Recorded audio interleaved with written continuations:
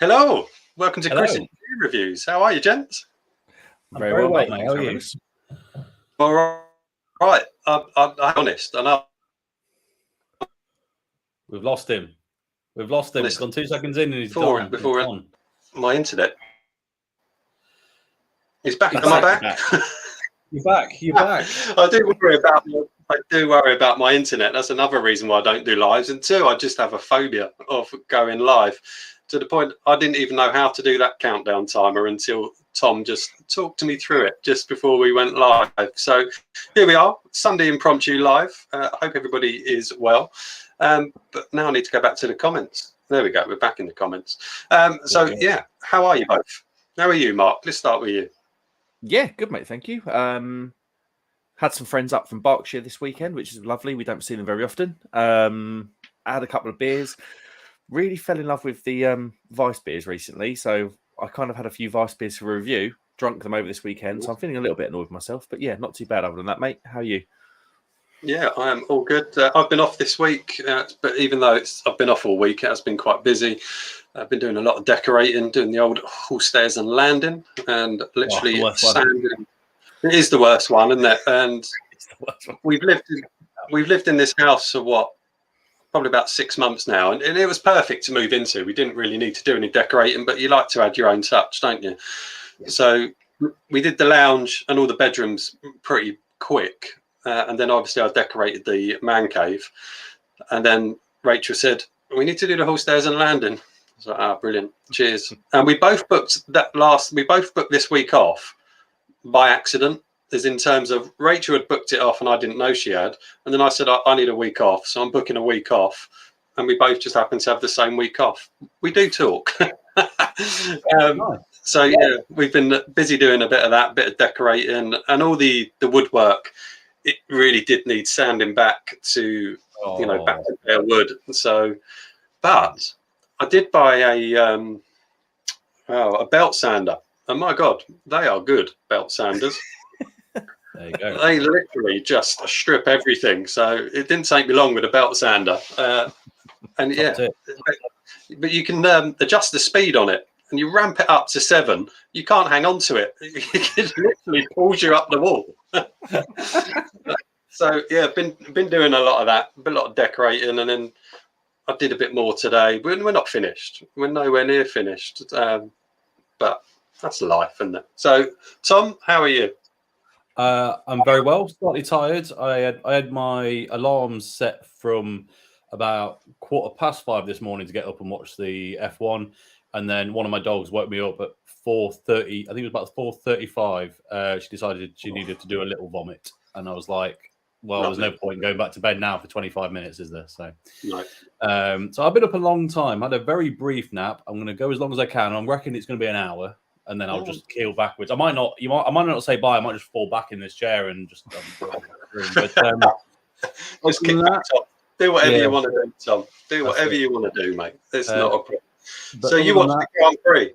I did, yeah. It was an interesting one. I won't spoil it for anyone who's not watched it yet. It wasn't the best in terms of racing, but it was definitely a unconventional. It was a bit different. There was a lot of red flags and that sort of stuff. So fair enough. Yeah, it was interesting. I didn't do a lot. What did I do yesterday? I went to Costco yesterday. Bought more peanut butter pretzels because that's what you do when you go to Costco now. Of course. Which was fantastic. It was a pretty chill day because on Friday I went back to Totally Tapped, which was one of the pubs I featured in a video I did last week. Tiny, well, a former tap room of Totally Brewed, who've now sadly closed, but they're keeping the tap room going with different lines. They had some incredible beer in.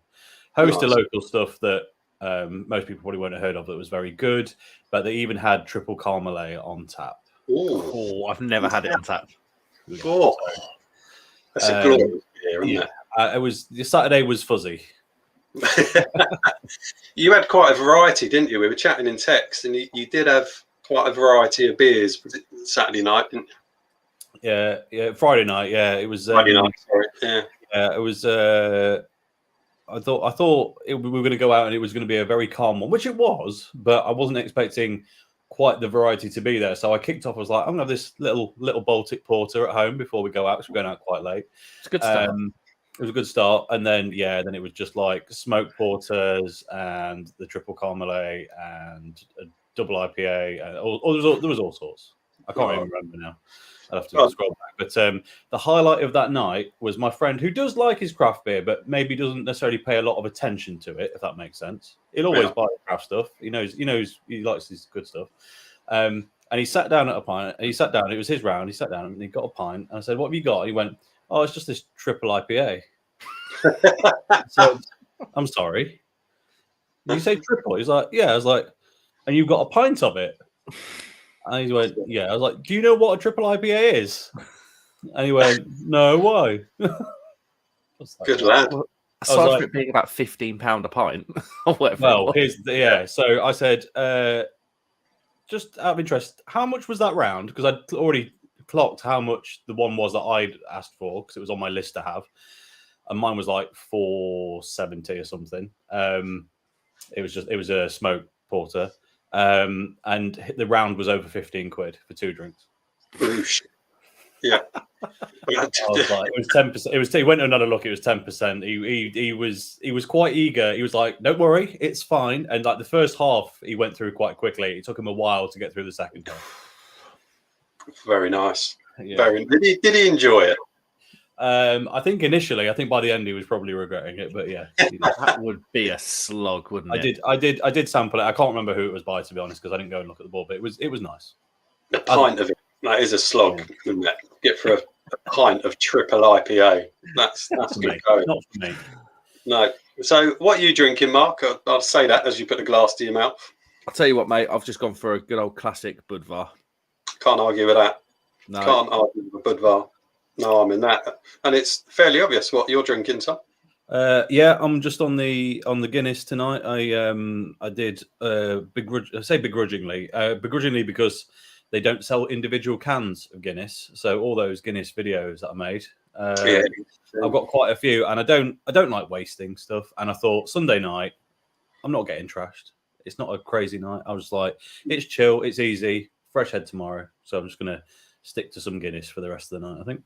Fair play. I am drinking a Elusive Brewing Oregon Trail. Nice, mate. Which is very nice. I've seen. Classic. It is a modern classic for me. It's fantastic. It is superb. I've seen more about them in the last week than I think I've seen in the last 2 years. Yeah, they've released what they call the trilogy, haven't they? I mean, this has been out a long old time, but they've released another 2. They've got the double version of that, and I think by accident I crushed the can, and I meant to put it in my box for Beers of the Year box, and then review and go over them at the end of the year. But I think I crushed it. No. And then they've got the Midnight Black West Coast IPA, which was just simply outstanding. I mean, absolutely outstanding. Nice. I reviewed a black IPA from Elusive Brewing two weeks ago or so, called Juxtapose, and it was pretty shocking. So I was a bit nervous about a black West Coast IPA, but boy, did they nail that. That was absolutely incredible, and definitely a contender for Beer of the Year already. It was absolutely superb. So I reviewed that, and I reviewed the double Oregon Trail. That was really good as well. But that black West Coast, that was something different. Absolutely outstanding. I don't know how they've done it, and it shouldn't work, should it? A black Westie should not work. It just shouldn't. But boy, it worked. Worked a treat. And I want more. I want to buy more of it. It was fantastic. What was the ABV on that one? Was it the same as Oregon Trail in your video, you said? Yeah, it is. It's 5.8, same as normal Oregon Trail. But the flavours that are in it just shouldn't work. How can a roasty malt work with West Coast flavours and almost a bit of coffee and a bit of chocolate? How shouldn't work with a West Coast, because all citrus pine, isn't it? It shouldn't work. But I had an American red ale from them that was hopped with Mosaic, and that, to me, that just, in my head, that just doesn't go together. No. And I tried it, and it was unbelievable. It was like I got strawberry from beer. That the first time I've ever got strawberry from beer, and I was just 2 things that shouldn't work from Elusive, and it did. And I had it on keg because we went down. My friends live probably 10 minutes from there, so we just happened to pop in, and yeah, really good beer.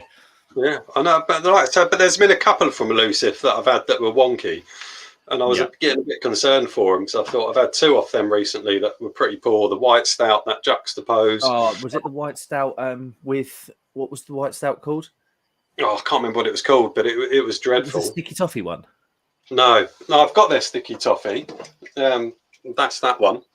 But no, it was. I can't remember what it was called. I definitely crushed that can. But it was so bad. It just it was shocking, and I didn't know whether to put the review out or not. But I thought I'm an honest reviewer, so I've got to be honest. Yep. But it wasn't good. And then I had their juxtaposed, their black IPA. That was pretty poor. So I was getting a bit concerned. But I'm back on board of Elusive. I am back on board. My son's entered the room. You all right, son? Yeah, what are you doing? There's a thing there. I tried to overstep that. You're just going to trash everything? Yeah. Hi. Hello, mate. Hello. So Nathan did a cider review with me. When did we do that? A few days ago, didn't we? Some point this week. Because he's 18, he drinks cider. Of course he does. But he has developed a bit of a palate on the old beer front because I do get him to taste some of my beers and he can pick out some reasonable flavours. But he is a cider boy. So I said, come on, let's go and do a video together and we would do a cider. And I was I thought it was all right. It was Inches cider. I thought it was going to be terrible, but it wasn't. It was actually all right. Is that linked to Brewdog Inches? No, they're Bulmers. Unless Bulmers have got a hand in Brewdog, I don't know. No, but that's Brewdog had a hand in a cider somewhere. The Brewdog do have one, but it's not Inches. It's hold on. Let me have a look. I can't remember. It's kind of got a bit of trendy branding as you'd obviously expect from Brewdog. Hawks. That's it. Hawks. That's the one. Yeah, it was quite good, the Inches cider. I mean, I don't mind a cider. It's rare that I drink it. One of my subscribers asked me, we'll put something on the comments for that Inches one saying, could I review some Aspel ciders? And Aspel ciders are pretty good. So I got a couple in because he asked. They're right near me. Oh, are they? Yeah, right near me. Yeah, like in the middle of a tiny little village in the middle of nowhere. You just come to this massive industrial, it looks like an industrial estate, but it's just Aspels. Nice. So, yeah, I don't mind Aspel. So, a subscriber asked me to review them. I saw some the other day, so I've got a couple in. What I will do is whiz through some comments. Do it. Andy K, who's been a subscriber to my channel for a while, says, hope it goes well, Chris. Sorry I can't make it up at 3 a.m, so off to bed. So thank you very much, Andy, for sticking a comment in early doors. He put that in about 8:30. I was already here nervous and waiting because I have to be well on time. Thomas is in the house. Thomas is saying mushrooms. Mushrooms. I love Thomas, the comments Thomas comes up with. Funny enough, Thomas, I made a ratatouille tonight and I did put mushrooms in that, so I've had mushrooms tonight. Andy is saying thank you, so he was still awake when he saw my comment. David from that was you saying thank you. It was me saying thank you. You're right. It was. You're right. I did. David's in the house from I've Had Worse. Hello, David. I hope you are well. David's got a fantastic beer channel. I love David's channel. So if you haven't heard of him, but you must have done, he's over the 1,000 mark. It's called I've Had Worse, and he's got a fantastic channel. So go and give him a look if you've never seen him. But he's a great guy. I really enjoy his stuff. YouTube stopped recommending it to me. I've not seen the name for a while. I need to see. You know what? I don't think I've seen the name at all. So I am going to subscribe to you right now. Oh, you should. His channel is fantastic, and his lovely lady is behind the camera. She gets involved. You don't see her, but she talks from behind the camera. I'm sure David won't mind me saying that he calls her Madam Director. And yeah, she's great as well. Really, really good channel. Really enjoy what David does. Bidog is in the house saying, hi, Chris, Mark and Tom. Hope you guys are well. You are well, Chris. Hope you are very well. David Wilson, how are you, mate? Hope you're well. He's saying hello to all of us. Hello. Beardog saying hello to David, and David Wilson saying hello to Chris from Beardog Reviews. And David is saying DIY, don't involve yourself. I know. He's got a point. He has got. I mean, when we moved in, we literally, like I say, we did the bedrooms. We did the lounge as well. And in our bedroom and in the lounge, we did feature walls with pattern match wallpaper, Nice. and boy, was that hard work. That was such hard work, because I was chatting to Baz from All the Beer No Idea, because he's a decorator, and I said, have you got any hints and tips? And obviously he said, yeah, pattern match is pretty hard work, and it never lines up because the paper stretches. As soon as you put the paper on it, the paper stretches. So he gave me the hint that right at the very top, go 2 mil out of sync, and then everything in the middle will line up, and then at the bottom it drops out again. And it worked a treat, because your eye line is in the middle of the room, isn't it? So you see it. That's a good point. That was hard work, absolutely hard work. I wouldn't recommend doing pattern match wallpaper. It was awful, but it does look nice. Yeah, does look nice. Steve Kent is a long-standing good friend of mine. I hope you are well, Steve. It's been a while since we've spoken, Steve. My apologies. I've been working ridiculous amounts, but it's no excuse, Steve. Well, we will catch up soon. We keep meaning to catch up, and I haven't, so that's my fault, Steve. Chris is saying, I went out on Friday for an early birthday drinks and had a sour. Good lad, love a sour.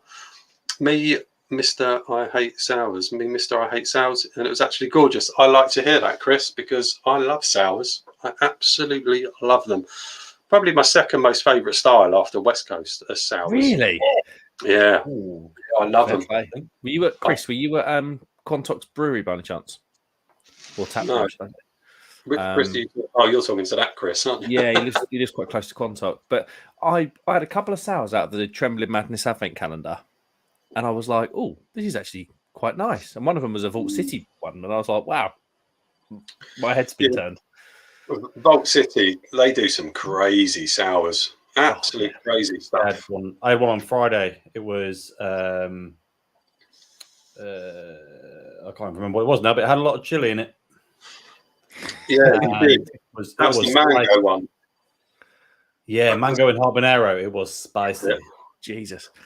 Yeah, see, I'd like to try that one, because I like chili in stouts and I like chili in sours, but I haven't had that Vault City mango and habanero one. I need to. I think Abby's had it, hasn't she? I'm fairly sure Abby had that as well a while back. It was, I'm blaming that for the incredible indigestion I received at 2 a.m. in the morning. That is the problem with sours. Is you can't session sours. They're not a session drink. No, because once you've had two, you get an indigestion, and they can cause ridiculous heartburn. The old session sours. Yeah, I just like them every now and then, just one, and I thoroughly enjoy them, and they're a good summer beer, but you can't session them. You just cannot. No. It's ridiculous. David Wilson, surprised they served him a pint. I guess we're talking about. Yeah, that's a fair point, because normally it's 2/3, isn't it, on something like. Yeah, I don't know. I can't. I'd say I wasn't at the bar. I didn't see the interaction. I assume that they probably said, "Are you sure you want a pint?" And he, "Of course, I want a pint." Yeah. Why wouldn't I? Yeah, that's hilarious. But yeah, you're normally looking at 2/3, aren't you? And sometimes less on beers. I'd have gone less on that one. I'd happily take a third of a triple IPA, I think. Yeah, definitely. David was saying, nice, Chris. Which one? Yeah, what type of sour did you have, mate? What did you have? I've seen this in a comment, and I have an anecdote on it. Which one when we get to it? Billy Wilson, how are you, mate? Evening, lad. Stumbled across this live, so I thought I'd pop in. Why not? It was certainly impromptu. It certainly wasn't planned. And I thought, let's just give it a go. I haven't hosted or even done a live for ages. To do a live on my own just terrifies me. I don't know how you guys do it. And when these chaps I've noticed you don't. Tom does. Tom's a good lad. He goes solo. But I'll try. It's difficult. But yeah, I do struggle with doing it on my own. So when we discussed it about doing a live, and they're like, "Yeah, you're up for it," I was like, "All right, I'll give it a go. I'll get back to hosting it." So yeah, that's why we're here, Billy Wilson. And that is why we're here. And Neon Raptors spellcasting blue raspberry sour. Now that sounds epic. Yeah, so this was one, and they had this on at Totally Tapped, where I was at on Friday. I don't think they had it on Friday. They had it last weekend when I was there. I didn't have one, but I saw a few people with it, and I've never seen anything that's just a relatively straight beer. I know it's a fruited sour, but look more like just a Harry Potter potion. Mm. It looked insane. Is It it was cloudy WKD vibes? Is it? Well, I was about to say, imagine blue WKD, but like brighter. Like it's insane. Yeah, Proper nuclear. yeah, absolutely. Yeah, And that's what I like about sours is I know it's a bit of a cheesy word, but I like the theatre of them. They're always ridiculous colours. Yeah. And something like a blue raspberry sour, I mean, that just sounds incredible. But it always creates that kind of conversation. Is it a beer? Well, no, it's not a beer. It's a sour. But they are an acquired taste. I get that. But Vault City, they're generally the kings of them, really. They make some ridiculous sours. They really do.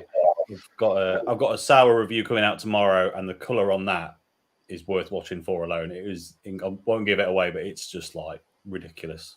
I'm all over that. I look forward to it. I won't ask you what it is. I'll wait for the review. Square Table's in. Hope you're well, Square Table. Hello, legend. Thank you very much. Bidogs is saying, hi, Johnny, to Square Table. David Wilson, thanks, Chris. Easy name to remember if I come across. Oh, that's right. We're talking about the blue raspberry sour, aren't we? Yes. So David is saying hi to Joey. Hi, brother David. Hey, Beer Dog. Square Table. If you ever come to the States and get to Oregon, go to the End of the Trail Visitors Center in Oregon City. It's amazing. I just need to go to the States. I've never been. I've never been. Chris. I know. I need to go. Where have you been, Mark? Where have you been in the States? Well, I've been to Chicago quite a few times because my uncle lives out there. So I've been up to Wisconsin, Indiana, so like just out of Chicago to the local states. And then in 2015, me and my wife, we went to Chicago. Then we went to San Francisco, then Vegas, back to Chicago, down to Miami, and done like the Keys, done like the typical British thing of renting a convertible Mustang. Nice. And then Nice. that was, so them places really. And Florida. Oh, I know that's Florida, but a bit further up into Florida. Yeah, that's fair enough. What about you, Tom? Have you been over the pond? I have, but not as an adult. So I've not enjoyed the full experience. I was lucky enough to go once to the US when I was a bit younger. Did the generic Disneyland thing, really? Yeah. But being younger and it was let's try and do it as cheaply as possible vibe for a whole family. It was. I've technically been in 3 states because the amount of connecting flights I had to do. It was just Disneyland, and then went out to Clearwater in Florida, which is a bit more chill holiday. Yeah, Clearwater's lovely. It was very nice from what I remember. I would like to go again. I probably wouldn't do that touristy stuff next time. But yeah, it was. Yeah, I'd like to go. I've been to Canada once as well. That's also that side of the pond. That was as you'd expect, very polite. Yeah. Really? Yeah. I do want to go over there, but now I only want to really go to the States because I just want to tour breweries. Yeah. Well, this is the thing. I haven't been to the States since I've always been like interested in different beers, but the sort of COVID really lit the craft beer touch paper for me. Yeah.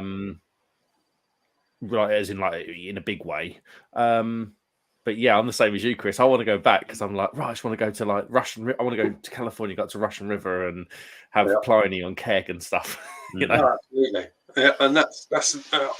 I mean, my missus Rachel, she's not overly fussed about ever sort of going to America at all. I was always kind of in that camp of I'm not really that fussed. But then, since getting into craft beers and certainly having some of the amazing beers that I've had from America, I'm like, we need to go to America. And Rachel's like, yeah, but you just want to tour breweries. That's going to be boring. It may be for you, love, but it won't be for me. But she likes a beery adventure, even though she doesn't drink beer. She doesn't mind coming along with me for my little beery adventures. Well, 9 times out of 10, you end up somewhere really nice, don't you? In exactly. A tap room, they're always nice places to be, aren't they? Brewery tap rooms. And she likes gin. If you go to a tap room, like most decent tap rooms that are associated with breweries, they normally have some local gins in as well to appeal to the people that aren't into the beer. So yeah, she enjoys that. She enjoys tasting local gins to wherever the tap room is. So yeah, she just enjoys coming along. Decent. Nice. Beer Dog is saying Hawk Cider is the Brewdog one. Yeah. Cheers, mate. Fair enough. Billy Wilson is saying Aspel Darius is excellent but dangerous. Yeah, they are high ABVs, aren't they, the Aspels? I've picked up 2. One was called a draft cider. I think that was reasonably high ABV, and I know the other one I picked up was over 8%. Yeah, they do one called like Harry Sparrow or something. That's quite pokey. Yeah. So I will review them. That's why I got them, because someone asked me to review them, so I will. But I do like the Aspel ciders, and I generally like cooking with cider, especially if I'm cooking pork. Then you've got to get cider involved, haven't you? It's the law. It's got to be done. Beer Dog saying Aspels aren't good if you speak to anyone from Somerset. Eastad is the best. I'm absolutely sure. But if you go down to Somerset and Cornwall, you can't help but find yourself buying some big old vats of scrumpy, can you? Good old cloudy, scrumpy stuff. It's got to be done, isn't it? It's rude not to. Thanks for the shout out. Not a problem, David. Not a problem. Captain Meats saying, all right, lad, how would you describe the end of the F1 race today? Feel sorry for Aston and Alpine. Well, we weren't really discussing it in case it ruined it for anyone, but we might as well now. To be fair, the replay on the highlights on 4 would have gone out by now, so I think we're probably safe. Late enough. There wasn't a switch, was there? Because I'm afterwards, because I'm confused by the Aston comment. I didn't watch it. I only read up on it. I didn't watch it, and I was planning on watching the highlights later, but I'd already read up on it. And I think Aston and Alpine, they did lose out somewhere. Alpine lost out because both their drivers crashed into each other. And what they did was they had the grid set on the 56th lap. They restarted the race after the first red flag. The Alpines crashed into each other. And because Verstappen wasn't past the first sector line before the red flag was shown again, they restarted the race behind the safety car, technically with the same grid slots that were used after the first red flag. But the problem was the Alpines had crashed. They couldn't get back onto the grid. They were written off, those cars. So Alonso got hit by Leclerc and ended up near at the back. Fine. But by the time the red flag came out, they'd kind of taken the positions back to what they were before, and Alonso just started in third again. I don't know. It was really confusing. It was really confusing, which is not what Formula One needs. It's another instance of the FIA shooting themselves in the foot, because this rule has probably existed for decades, but has never actually been used because it never felt right. They decided during the Silverstone 21 race, because they were trying to keep it juicy in the title fight, that they would now honour that rule because it benefited the spectacle. I can't remember who actually benefited from it now, but it benefited the spectacle anyway. And now it's the same thing. So everyone suddenly went, well, if you did it then, we can do it now. Yeah. It was a bit, to be fair, it was actually the second red flag. There was 3 red flags in total. Yeah, It was the second and third ones that we're talking about. And there was no real reason for that second one, which also caused the third one. No, it could have just been safety card. It felt a bit suspect for trying to make something out of nothing, if I'm honest. It's since the Americans have got involved. They do this in American sport. They do it all the time. They'll hold on to suit. They'll hold on. I watch a lot of American oval racing. They'll do it. They'll hold on to the safety car until there's like a 4, 5, 6 lap shootout. It's embarrassing what they're trying to do to Formula One. Yeah. And I think, and I wouldn't.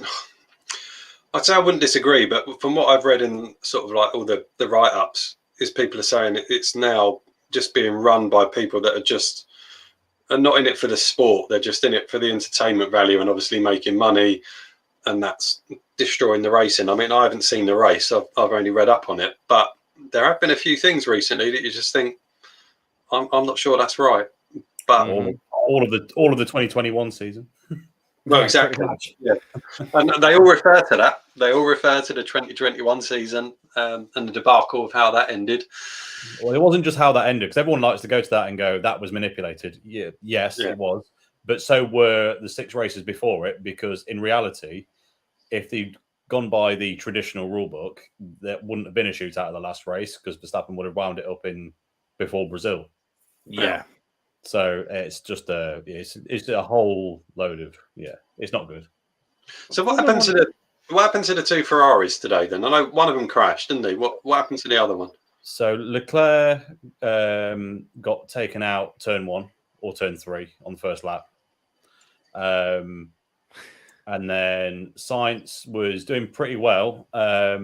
Was in 4th for the second red flag restart. Yeah. Which is the one where it all then went wrong. He went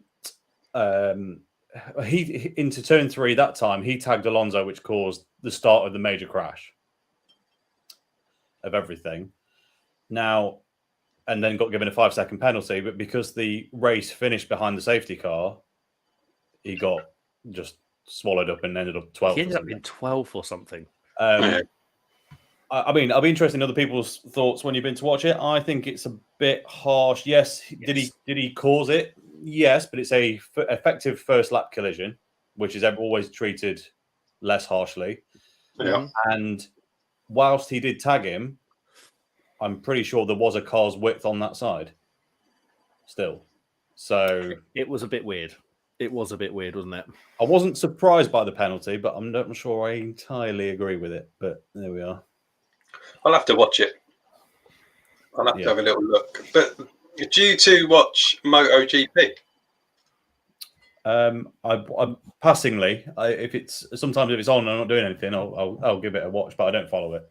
I watch more British Superbikes because that's on the terrestrial TV. Because MotoGP, I believe, is on BT Sport, which I don't have. No, nor do I. But what was I watching the highlights on today? It was on one of the Channel 4 Plus type jobbies. And I watched the Portugal race highlights. And I like MotoGP. I mean, I've been a biker myself, so I've always liked the MotoGP, but there was just a ridiculous crash on there that was just obscene. It was in Portugal. Just a rider just getting it completely wrong. Now, when F1 cars get it wrong, yes, that can be quite catastrophic. MotoGP, when one of them gets it wrong and wipes out somebody else who's just going into a bend, nicely leant over, minding their own business, and another bike comes along and wipes them out, it's pretty epic. And it was a really bad mistake that wiped out 2 riders in quite spectacular fashion. Was it a couple of years back where was it Austria where where someone come off their bike on the start-finish straight? And it went literally across Rossi's face. And when I say across Rossi's face, it was less than a meter away from him. That was way less. Literally, the whole bike went across his visor, didn't it? And he sat down. I saw this footage of him sat in a chair, and it was like he'd seen a ghost. It was like he would seen his maker, and he was, because it would have killed him 100%. The bike would have been going 180 plus. Oh, easy. That straight they were on is easy, a 180 straight, and at the bottom of it is the right-hander. And Rossi's going into that right-hander as they're having the accident way back over here, but the bike goes across the grass, doesn't it? Straight over to where he's going around that bend, and literally as he uprights, the whole bike just went across his face. It was obscene. Milliseconds. Yeah. And he'd have been dead. That'd have killed him. And like you say, Mark, he was sat in the paddock, wasn't he? Just like that. It was just like it was like he'd been told someone had died. It was like that, just sort of like It was shell shocked, wasn't he? He was in shock. Yeah. It was ridiculous. That was absolutely ridiculous. Those boys, absolute sickos. They're 200 mile an hour plus, aren't they? They're just they're obscene. The lean angles they get is obscene. Like right over it. It defies physics what those boys do. It really does. but it's entertaining. But they have a lot closer racing than F1. I know F1's closed up a bit on the racing recently, but Max Verstappen's going to run away with it again, isn't he, this year? That's a given. But that's F1. Top tier driver with Adrian Newey doing something when he's on form. Yeah, you're not beating that. So nope. You got to remember, Damon Hill won a championship with an Adrian Newey car, so anyone can do it.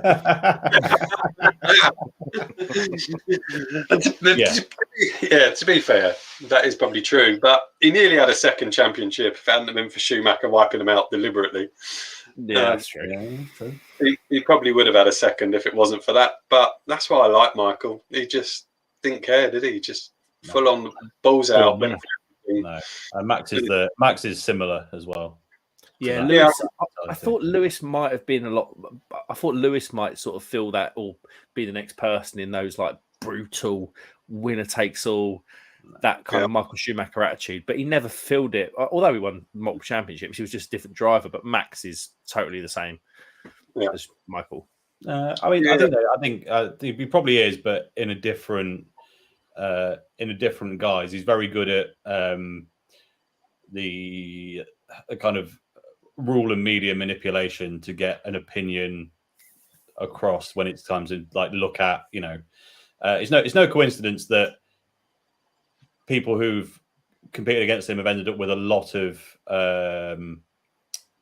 penalties in comparison to other people doing the same things that have got away with it. Max is a master manipulator of the system. Like he's a clever bloke. He's much more clever. Schumacher was more like scruff of the neck. No, I think Hamilton's the better. I think Hamilton's the manipulator in terms of that. So I think that's where his forte is compared to the others. Yeah, it's just you stick Max in a Red Bull with all the smugness of Horner and Newey behind it. It's just going to be an absolute. Of course, it is. Did you see? I'm aware that we're probably boring everyone to death who doesn't know F1. But Chris has got 2 viewers in at the moment. Hello. Yeah. Are you aware of the Greeters Guild? Did you see them at the paddock? Was he there this year? He was there. Go and search it after this. It was fantastic. Most major drivers and team principals they showed going past him and interacting with him. And he described Christian Horner as James Bond if he was a cricket umpire. Yeah, he was fantastic, isn't he? He's so quick, isn't he? So quick. Everyone that walked towards him got it in one way or other, didn't they? He's fantastic. I thoroughly enjoy watching him. I saw the Man City one. Was it Man City at the start of the previous season? I think it was the start of last season. And he went to Jack Grealish, sorry, shoulders back, smash it, or whatever he says. He went, "You've got a wonderfully symmetrical face." And Jack Grealish stands there and goes, "What?" He's incredible, isn't he? He's so quick. I love it. Hawk. Yeah. All right, let's see what's going on in the comments. So Chris from Beer Dog is saying, "No, Mark, we were at our new local craft beer bar. Nice. We try to pop in every so often. Was planning to go to Quantop tomorrow, but the tap room isn't open on a Monday. A lot of tap rooms up." Oh no, because I think he's just seen a comment. I think he's just dashed. If you are in, Chris, where is that, mate? Because we're due to see some friends down there soon, and I would like to pop in. And Chris is also saying it was almost radioactive in appearance. That's going to be referring to that lovely blue raspberry sour. I bet it was. I bet it looks incredible. Bet it looked fantastic. Captain Meets is saying, "All right, Mr. Wilson, are you okay, baby? Hey, baby." And David's doing well. Neil Long, how are you, mate? Nice to see you. How do? Hope you're doing well. On another incredible beer adventure today, Neil. He done a live, and I caught his Instagram live, and it's beautiful old. Neil, what would it be like? 19th century, 18th century, 19th century, sort of like old school pub in the middle of Liverpool. And went into the billiards room, and you looked up, and it had like an oval stained glass kind of bowl at the top, glass dome at the top. It was amazing. So he's been messaging me about this place. It looks absolutely insane. It's called Vine's Big House. That's it. And and it was originally a gin palace opened in 1907. And it's just the most like ornate bit of architecture for that time period. Like, it's insane. Beautiful, isn't it? Yeah. Very nice. Very nice. A few hellos going in. Although that won't click on it. Come on. There we go. Hi, Neil. Neil Long is saying something at Captain's Meets and vice versa. Chris has got a dash. If you're still here, Chris, enjoy your Chinese, mate. And enjoy. Nothing like a takeaway on a Sunday evening. Do enjoy a Sunday takeaway. Neil saying hello to David. Enjoy, Chris. Right to left. Still waiting for the knock on the door. It's called. There you go. It's called Ninkasi on the Riverside in Taunton. Very nice. Hope you enjoy it when it arrives. What delights are you having? The guys that do, are you reviewing sort of wild fermentation beers and stuff like that? I don't mind them. I don't go looking for them, but if I see one, I like trying them. I don't want loads of them. Should I keep that, or should I just crack it open now? Well, is that 750? Yeah, it's a 750, and I probably bought it about a year ago. Well, if we're talking 750s, let me just move over here. See, what's he got? I've had this 750 a little while, and I keep looking at this 750, and I was going to review it with somebody, and he kind of had some strong words, and it's just been sat here on my shelf, and I just keep looking at it thinking, should I review it? Should I just drink it? If you're going to open a 750, I'll open that. Look at that. What is it? That was with that was Brewdog and La Trappe, wasn't it? Oh yes. Yeah, it was La Trappe. Shortly after their dispatches stuff. Yeah, and I keep looking at it, and I keep thinking, should I age it? Should I just chuck it in the loft and leave it for a few years? But the more I look, because I come into my beer shed and I see it as soon as I walk in and think, I've either got to go and put it in the loft and forget about it, or just get on with it. So, what's the ABV on that one you've got? That's $750. 9. Yeah, this ain't much more. It's this is 11. Well, hold on. Chris. Are you going to Lord's on Friday? Yes. Right. If you bring that, I will bring this. And I was going to save this for when if I ever hit 1,000 subscribers. Yeah. Chimay Grand Reserve. Ooh. Yeah, boy. I nearly bought that not long ago. 150. Oh, yeah. It's a Magnum, apparently. Yeah, I very nearly bought that. I was looking at that about 2 weeks ago. I bought that for €9 in France. Wow. Oh, that's a bargain, because that's a hell of a lot more in the UK. That's a 25 quidder in the UK. Yeah, I can believe that, yeah. It is. I know it is, because I was hovering over the put in the basket button, but I was like, 25 quid. It's a bit leery. But yeah, if you, why don't we do a Belgian? Why don't we do? Tom, have you got anything you've been keeping?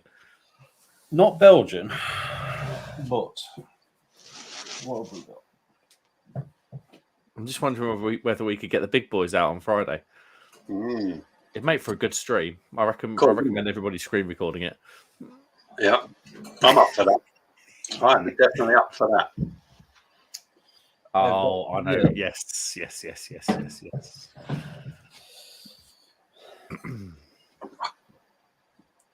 Coming in. Oh, yes, it is. Absolute magnitude pastry stout. Oof. Black Isle special 10.9. Oh, we could do a Friday night 750ml mashup. We could do, couldn't we? Cool, that'd be messy. Have to find out if you're allowed to take non-Lords beer into Lords. Well, there is that. Yeah, that's very true. We'll ask him. We'll ask him. See what he said. Is he not joining us tonight? I'll take it. I don't know, actually. Where's he gone? Because he was up for it, wasn't he? He was. I don't know. I can't remember. Who knows? He's been out walking the countryside, hasn't he? Yeah, he's been up hills and things. Yeah. Yeah. Wearing his sex offender sunglasses. Yeah, they were dreadful. They are Dreadful, those sunglasses. I've got a pair. He bought me a pair. I very much enjoy them. I wouldn't wear them in the countryside, though. I probably just wouldn't wear them. Well, I mean, I'll be honest. I like having them for the novelty. I'll struggle to wear them mainly because then I won't be able to see much because they're not prescription. So, Well, there you go. That's fair enough, isn't it? But they are a big old pair of sunglasses. That's definitely. You love you, John. We do love you, John, but they are some serious sunglasses. Yeah, I'm sure Lydia was delighted. she's wearing her nice glasses as she always does. See what he's like. They are immense, absolutely immense. If he comes on, we'll get him to show the photograph of them. They are certainly special. They're never more than 2 meters away from him. He'll be able to put them on. It's true.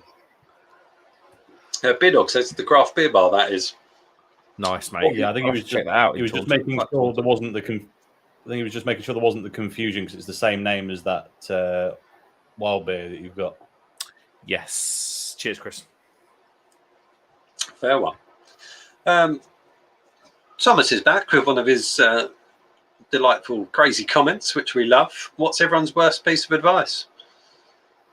Oof. Worst piece of advice. It'll be all right.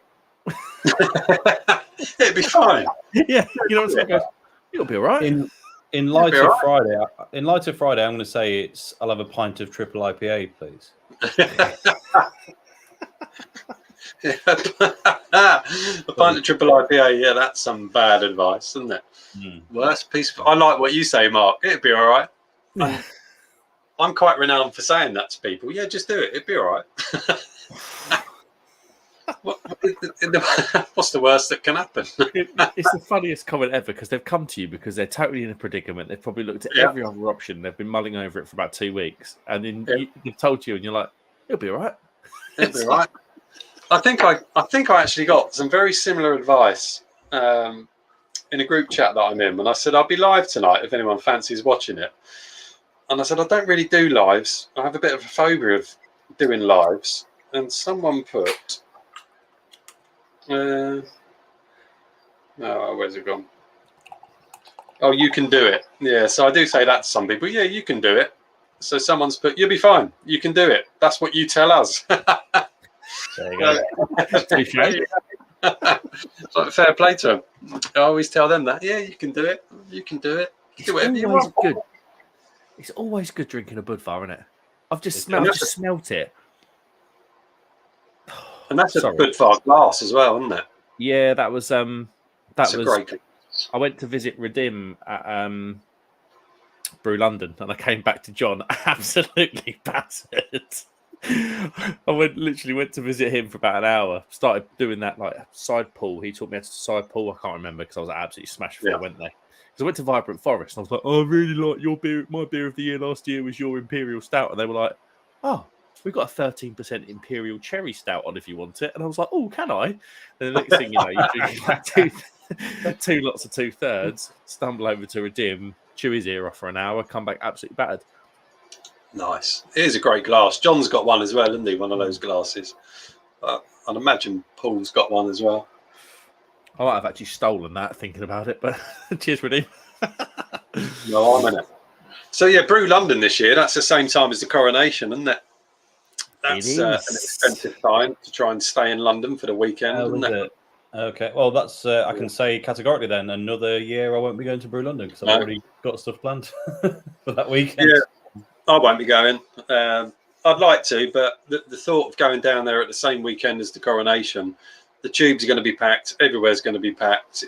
To me, that's just... Yeah, it will be minging. So yeah, another year that I won't be going to Brew London. Last year I really wanted to go, but fun enough, I was on holiday and I didn't think Rachel would approve of me disappearing for a couple of days while we were on holiday. So all the major ones always in my holidays. Always. Oh look, speaking of devil, here he is. Here he is. Here he is. Hey, John's in the house. Hello, you big benders. How are you, mate? How are you, Schlag? I'm all right. I'm all right. I was catching up on TV stuff like a nerd when I came in, and I caught up on the Formula One. I caught up on Noel Phillips' latest video. Yeah, most dangerous airport in Pakistan. Did you see it? Have you watched it yet? Yeah, beautiful. Yeah. What a great video! The fact he got to go up on the flight deck, amazing. And then what else did I watch? I watched Cletus McFarland finally won his own Freedom 500 race. Nice. Was that last night? No, well, that was last night. Yeah, so I just watched the highlights just now. So yeah, I'm trying a new setup, and this is actually all off a Chromebook. You can't beat a Chromebook. Well, I'm running on a Chromebook right now. So I plugged in this mic, and it works on a Chromebook. I plugged in the stream can. That also works on a Chromebook. I'm really surprised. I didn't think any of it would work, but it does. Yeah. Yeah, it does look good. John, I like your hoodie, mate. But you got pen down it.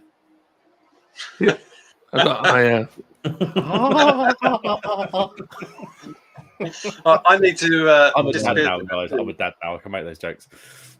I'm going to the loo. You crack on, John. You Chris has talk. had enough already. Look. Yeah, look, John's in. I'm going. Oh, cheers! Thanks. I have that effect on people, do I? I like Thomas's question. What's everyone's worst piece of advice? Now, is this a piece of advice we've given somebody, or that we've taken? I think it can be any. I think it's interpret as you want. Just what's the worst bit of advice you can imagine? The worst piece of advice I've ever given.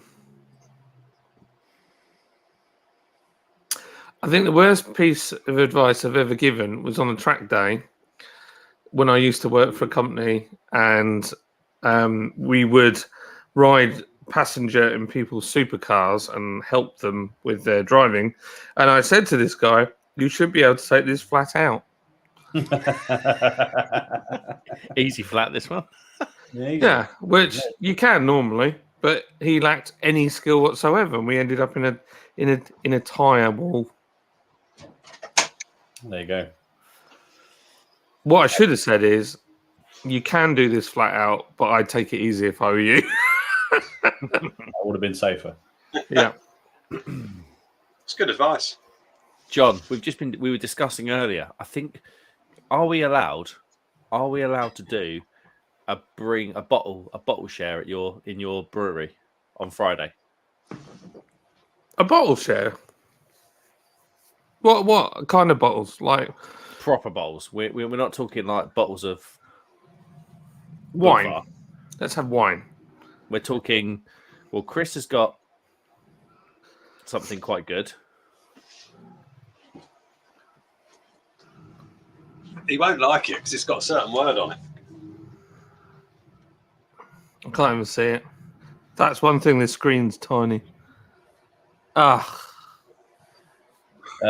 Yeah, but it's got also brewed by La Trappe, or it was brewed at La Trappe, wasn't it? It was brewed Brewed in at La Trappe. Brewery. Yeah. It's a 750ml bottle in a lovely presentation case. Yeah, okay. Go for it. No, I'm being a negative Nelly. No, of course, you can bring whatever you like. I mean, we're fully licensed. It's not a problem. I thought you meant like homebrew. That Chimay just interests me so much. Could you turn that TV up a bit louder, and then I can't hear myself 2 thinking. years old by the time we drink it. But it's only 9%, or it was when it was brewed. And Tom has got a. I can't be bothered to wrestle it out of the fridge again because I had to take 3 things out to get it out. But it's an imperial pastry stout from Black Isle. Very nice. It sounds amazing. I've got nothing exciting. Well, no, you don't need to share a bottle, John, because you own a brewery that we're going to be standing in. You share, Yeah, you that's share true. lots of things. Yeah, But I all guess there's many beers that we can try of mine. Yeah, absolutely. And all your beers are generally pretty top drawer, John. I mean, Hold on, there might be one. I've heard there's a bottle of log jam hanging around. Oh, there we go. But as we know, the rules on this are John has to drink the whole bottle. Oh no, I'd be sick. I mean, I was nearly sick last time, but I'd definitely be sick. Yeah, to be fair, I've made you do this once before. I don't need to make you do it again. I You mean, literally saw me and you throw up. I did, yeah. of your beers that you've got at the moment, that I really enjoy. That's the best one. That was the best out of LA Speed Check. Yeah, that is Oh, fantastic. I thought Yeah. I thought it was better than Bandon Car. Really? Do you know what? I'm with you, Mark. I'm Honestly. absolutely with you. I really do. I agree. Well, Steve will love that. He'll get such a big honestly, head. I've not had a better bitter No, ever. superb. I mean, Brilliant. I'm excited to try. I've got a bottle of Bandon Car as well as LA Speed Check. And I had the Weekend Driver, and I was chatting to you on the phone, wasn't I, John? And Yeah. I said, the Weekend Driver is incredible. And then later that evening, I had a Bandon Car, which I enjoyed, but I thought Weekend Driver was better. That's a Nice. very Good glass. What's in it? No, Weekend I'm Drive. glad you liked it. Krombacher, because I'm a tightwad. Well, I'm on cans of Budvar. So I'm on a Warsteiner now. And I'm just on Guinness, so this is the least craft beer chat that. We're slack, aren't we? Hello, welcome to the Macro Beer Hub. Man, I can't Chris's wait Macro for Beer you. reviews. I can't wait for you guys to come up. I am really looking forward to it. No It's beer gonna be snobs nice. here. No beer snobs here. We're all on the macro. Yeah, we're not very beer snobbery, to be totally honest. In fact, I had a beer in Moretti earlier in the day on my walk, and I thoroughly enjoyed it, to be totally honest. Was it a real one or was it a Burton special? It was a Heineken Carlsberg special. Burton special. Burton Yeah. special. Okay. Very It did nice. the job. It had the finest hop extract. I'm just going to put my light on because I'm like really dark. The finest hop extract. I feel like Del Boy would have used that if he opened a Yeah, brewery. definitely. It's got You're not 100% real faux leather. John's going to look like anemic now because he's not that dark to me. But once he turns that light on, he's going to look. Hold on. He's going to look like translucent.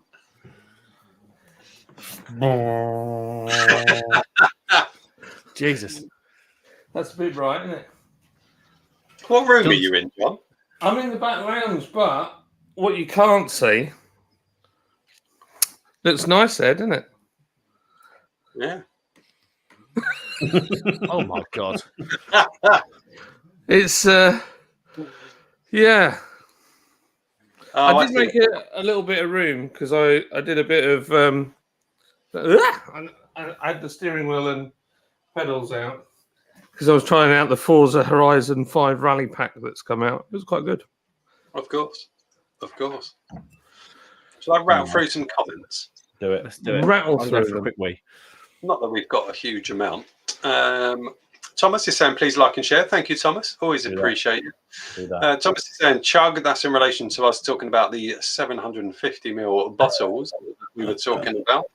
I think Friday night could be messy. David is saying hi to Thomas.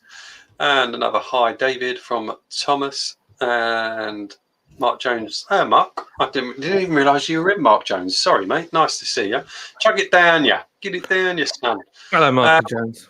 We're going to save our 750ml bottles for Friday night, if that's okay with John. And the three of us have got 750ml bottles, so it could be messy. It'd be great to all meet up. I've met John. I've never met Tom. I've never met Mark, and we're all going to meet up this Friday. So that's going to be epic. Really looking forward to that. It's going to be a good laugh. It will be a good laugh. It will be. David saying hi to Mark. Mark saying, David, hope you're good. David Wilson is a quality guy. Met David, really nice guy. You guys will be very drunk. Yes, we probably will. Well, not probably. We will be. And I've seen little videos of Mark drunk, and they're hilarious. So I can't wait to actually witness that in person. That will be fun. He's going to end up in a cow field. You heard it here first. Yeah, he probably will. It's a beautiful thing. I've never met such a lovely drunk person ever. There's only one other person that comes close that is as funny, and that's probably Captain Meat's adventure. There you go. You see, when I came up to you back in, what was it, December, John, that I came up to you? Yeah. We never really got drunk, did we? We just had a great weekend of family stuff and having a few beers, but we never got drunk, did we? It was just a lovely family weekend, wasn't it? It was great. I think we'd had loads going on, and it was really like a stressful time. And I think it was. I think I just said, you know what, we're just like, because normally I'll try my best to do everything to please everybody, sort of thing, and run around and do stuff. And then I just thought, you know what, let's just have a real nice, just family time. And we had a family time, and it was just lovely, wasn't it? Yeah, it was great. And I didn't want you to do that. I didn't want you to run around trying to please us, and you didn't really. We just got on with it. We went out as families, didn't we? And it was great. lovely. And then we certainly didn't get drunk, which was good as well. I've got no issues with not getting drunk. We just had a great weekend. Thoroughly enjoyed it. Micah is going to be happy that you're coming, because Micah loves Mark. Does he? Yes, and Kobe loves the dogs, Crummy's dogs. Oh yeah, I love Micah. It's waste. You go, Micah, come here. You go. Well, he just stands there. He was so, man, we walked up this. I'm shattered. I'm so broken. My knees are completely knackered. I forgot how beautiful the countryside is around here. I like literally half an hour drive into Glossop, and we were walking up this the road up there was just amazing. And then we were walking up this like path across a river and then up to a waterfall. I mean, there were some bits that were a bit sketchy, I admit, but gosh, it was beautiful. Absolutely beautiful. It did look beautiful. The photos look great. Yeah. But I did take some better photos further down, but I'd spent a lot of time looking down at my feet, trying not to fall over, if I'm totally honest. The question is we were talking about your sunglasses. So do you want to get that photo up and share with everybody that lovely pair of sunglasses? Well, the thing is, I weirdly like my pit vipers. I don't know what it is. I'll probably hate them at a later date, but I just love the reaction I get. And what's funny is the people my age are like, why the hell are you wearing them? You look ridiculous.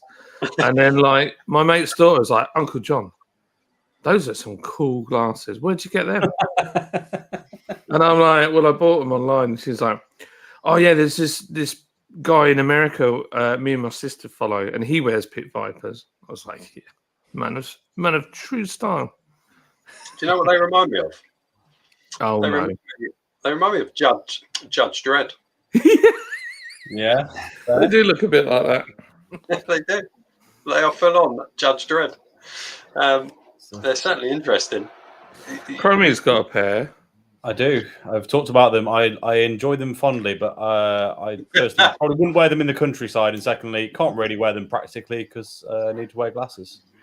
But I like them a lot. They look at it. What a beaut. That man. What a beaut. What I will say is, John, they suit you.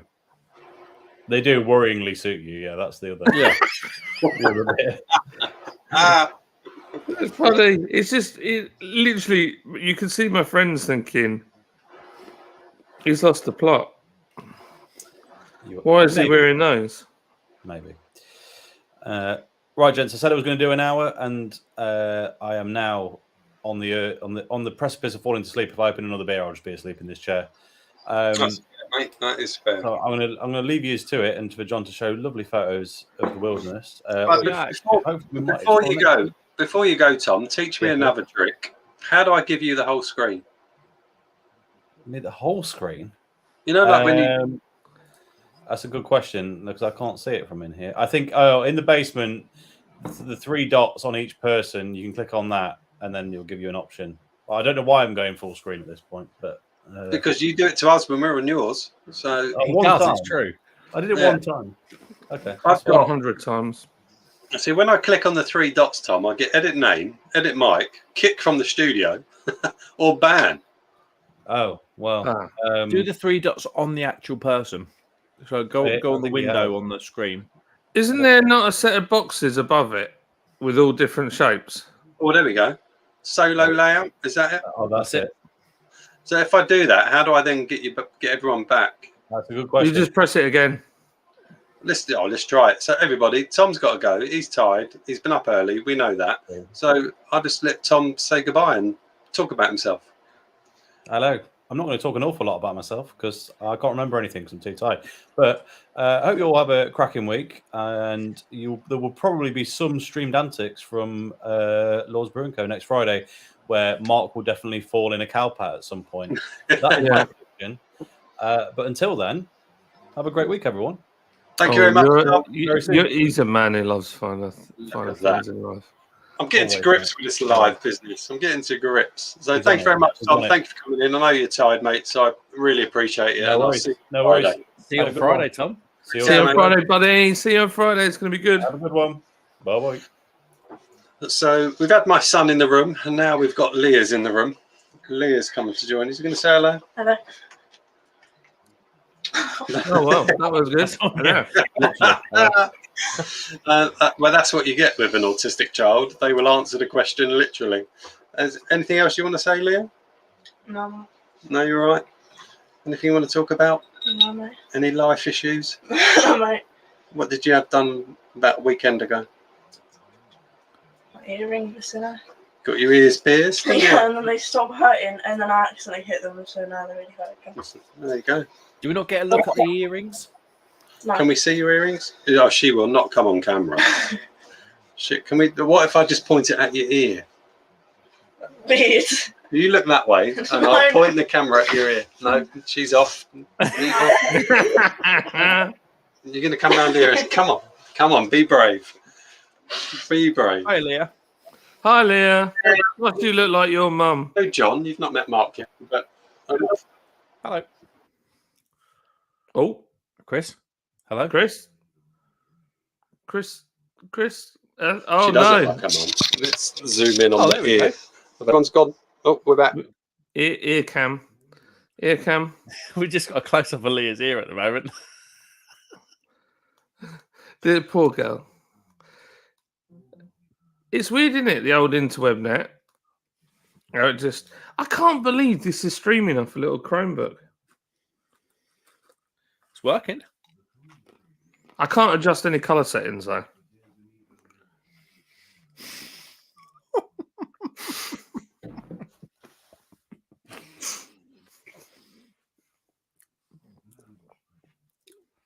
Leah didn't want to come on camera. Now we just got a close up of her ear. Poor girl. So, Job, Friday. What we talking? What we saying? So I'm hoping I haven't got a mad busy day. Well, I'll be tidying up all day, won't I? Are you bringing your camper up? Yes. Boom. Okay. Well, that makes things. I can be up. I can be up to you for about 3. So if you need any hand in the tap room, That's fine, man. Three's fine. You don't have to be that early. I mean, don't feel any pressure. if you need a hand, I'll get up early. No, we'll be all right. We'll be fine. It's not like it used to be to set up, to be totally honest. I'll just go and I need a few bits of stock because the lads keep eating all the scampi fries and the bacon fry. Without fail. Paul's in. Lovely shot of Chris's ear hole there. Cheers, lads. It wasn't actually Chris's, Paul. Interwebnet just died. It was the daughter's. I'm on full screen job here. Let's just go.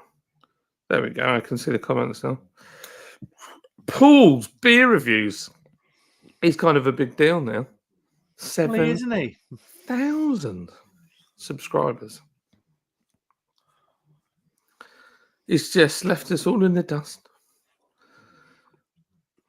Well done, Paul's beer review on 7,000, mate. You deserve it. You deserve it. Mr. Consistency just cracks on, keeps doing it. quality. Cane in the Budvar glass. What do you reckon Chris is doing? Is he fighting with his laptop? I reckon he's waving it around in the man shed trying to get a signal. Oh, that, or do you think it's gone flat? He's forgot to plug it in. Nah, he wouldn't have forgot to plug it in, would he? Would he? I don't know. I'm just thinking out loud. Yeah, so Out loud. I'd say you could come and crash at my house, but it is literally wall-to-wall boxes, and That's all right. I'll just stick a mattress in the back of the van. nice. Is your van insulated? Mm-hmm. Nice. Well, that's not too bad then. And we've got this like big old double sleeping bag thing that I can just wrap myself in. Oh, I just be His lucky. ape's coming up. Nah, she's because we've got the little one and the dogs and stuff. So Fair trying enough. to get dog care over Easter weekend's a nightmare. So it'll just be me. I might bring a friend actually. Can I bring a friend? You can bring a friend if you like. Well, I'll ask around, see if anyone's up for sharing a double bed with me. In the back of my van. Might be limited numbers. Oh, hello. Oh dear. If you rock up with some other bird, I'm going to throttle you. As You'd be if like- I would do that. Turns up with some hot, like, I don't know, girl from, and I'd be like, Mark, no, you wouldn't do that. I just winding you up. Yeah. It's because you said person. Was that incriminating? I don't know. You're making it sound worse than it is now. I know, I'm just being silly. I'm winding you up. I'm winding you up. You dirty boy. Oh, man. Yeah, so I've got lots to do this week, but hey, he's back. Well, I don't know how this business works, but my internet completely shut down, and I didn't expect to see you two still there. So I thought it'd kick you out, but it clearly doesn't because you're on the stream, aren't you? So Yeah. You didn't expect to have 2 minutes of your daughter's ear up against the camera. there you go. Yeah, she's gone, and that was that. And I've got no idea where we are. Shall I catch up with some comments? Mm. Go for it. Let's do that. Stop showing off your bottle corrections. Okay. We've stopped showing them off. Worst bit of advice is, I reckon buying equity for punks is a boss idea. That's a good one. That's right up there. Oh, that's fantastic. That is a fantastic captain's meat. Love that. That is superb. I've got a can of 30-year-old Carlsberg Special Brew. Oh. Ooh, really? There was literally something about that on the internet, and it was like a 15-year. I know. No, I'm not going to say that. I don't want to ruin someone's video. But 30-year. Wow. That's amazing. Annoyed that Brew London didn't reschedule. Yeah, well, they could have done. I don't know. I don't know how that works. But They would have been caught out by the coronation because the Printworks, Saturdays, normally it's a rave venue. Yeah. So for those that don't know what the Printworks is, it is literally the Printworks where they used to produce the newspapers. They used to do like the Daily Mail, the Evening Standard. And the machinery was so noisy, they had to make, what was it, John? The most sound insulated building in the world or something. Yeah, it was. Even the floor, it's like 30 kiloton thick. Like it could withstand a direct hit from a nuclear bomb. If you were under that cellar, you'd be all right. It's a mental place. And what it does, Saturdays, well, Fridays and Saturdays are normally music events and big movie reveals and mad stuff. So I don't think it's a case of being able to reorganise. But no. I know what you're saying, David. It's frustrating. It is, yeah. But I was thinking about this. Just because me and you had a chat, didn't we, Mark, about we've been invited to go. And I was saying to who was it I was talking to? It might have been Chris at the show at BRX, and he said, "Well, he said the coronation is going on, but most of that is happening up at what's it called now? Windsor. So the bulk of it's at Windsor. So they're only there for a little bit in the morning." Yeah, the bulk of it will be at Windsor, but it's all the entourage is it will come from probably Buck Palace and down Westminster. So there will be most of it will be at Windsor, but it's going to start in London, and that's where if people don't know where that coronation, the full coronation, is going to take place, they're going to flood to London. And if you think about places like Trafalgar Square, Hyde Park, they're all going to be streaming it on huge screens in London, aren't they? Yeah. So it's still going to be absolutely chock-a-block, whether it's in Windsor or where else. It will be streamed in all the big venues of London. So it's still going to be. And someone was saying the other day, I don't know who was saying it, but like all the hotels in London are already, most of them are fully booked, and they're charging astronomical prices. Is it 5th of May? Yeah, I think. Maybe. Sorry, I'm just having a little look. No.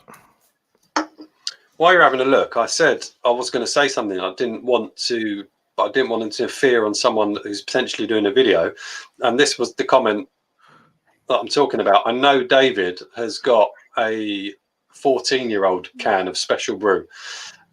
He was reviewing this weekend, so there's his comment. So there you go. So I'm not going to spoil anything for David because he's now said it himself. He's just reviewed a 14 years old special brew. Can't wait for that. And I said to him, he put it on his Facebook page, and I said, I can't wait. So I messaged him and said, I can't wait for that. I knew he was reviewing it this weekend. I've been waiting for it, David, all weekend. So he's reviewing it now, but a 14-year-old special brew. I've just found a twin room in Greenwich for £246 for 2 nights. Now in Greenwich, that's not bad. No, that's not too bad. That's not bad, but this beer's bad. Cool. I'll tell you what, though, there's What not is it? much of a list of people going. Oh, that's Oh, dreadful. Luminous Nights. How did you know that? I saw the LN on the can. Yeah, I picked it up today in Lidl. And they've released it before, haven't they? But this has got different artwork, I'm sure. And it's absolutely dreadful. It used to have a more of a purpley look, I think. That's right. Yeah. That tastes like double IPA or something. Tastes like cabbage and onions. That's not very nice. Cabbage and onions. Good old Lidl. I'm going to have another mouth just to make sure, but. Oh. I can hear cheering. What's that noise? Oh, that's disgusting.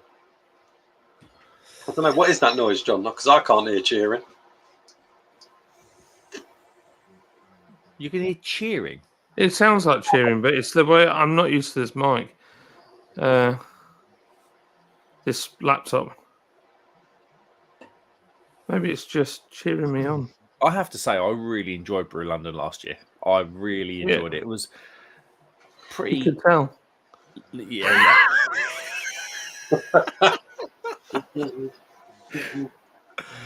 I'm going to venture down under the bar to get another beer because I can't drink that shite. Oh, that He's bad. going to a land down under. That is awful. That really is awful. There's a few. If I stayed where I stayed last time, which was awesome, for the whole 3 nights, it's £289.50. That's less than £100 a night. Yeah. Is that with 2 or 1 people in the room? I put 1, but you can take 2, can't you? It won't make any difference. We stayed in that Premier Inn hub. I flipping loved it. They're like little pod rooms. They're awesome. And it's We didn't send that. We didn't send that in Brew London, did we? No, we didn't, did we? We were in a travel lodge. I'm thinking of Great British Beer Festival, aren't I? Yeah. So that actual travel lodge that we stayed in last time, that we shall not mention in case, £288.50 for 3 nights. not bad, really. That's not that bad. Oh, he's got the diesel sour. Diesel sour. Let's give it a punt. I had no intentions of reviewing it, so I might as well open it. Chris. It's out of Sainsbury's. No, I've got. I'm not a big fan of Full Circle Brewing, but it's got the word sour on it, so I had to buy it. Do you not like Full Circle? I've had a few of theirs. I really enjoyed them. No, I've not been a big Mine's in the fan. van. Oh, did you have one? Yeah, I've got. I bought 4 beers from Sainsbury's. I bought West Coast IPA called like From Off the Bones or something. Bones. That's really good. That's a good Westie. That one. Yeah, got that. I bought the Mountain IPA from Mad Squirrel because I really rate Mad Squirrel. The Mountain IPA from Mad Squirrel is good. I've gone off them, but that is a good IPA. But that Westie that you've bought from Sainsbury's, it's for a Westie in a supermarket, is pretty bloody decent. There's I've no not reviewed it. Westies in supermarkets, is there? No, but for a Westie and a soupy, it's pretty decent. That is what they called something full horns or something. I thought it was bones or. Oh, look at that! And there's nothing that on the can. It tells you nothing about that other than saying diesel sour. On the words, there's nothing that tells you what it is. Which is other than it's called Snaky Bee, so snake bite. Snake bite, yeah. Looks like red diesel. It does look like. It's probably why they've called it diesel. Smells of nothing. I got to admit, when we did Brew London last year, it was flipping awesome fun. It was good fun, wasn't it? Yeah, you and me on the bar, we had such a laugh. When we was actually sober at that point, we had a great time.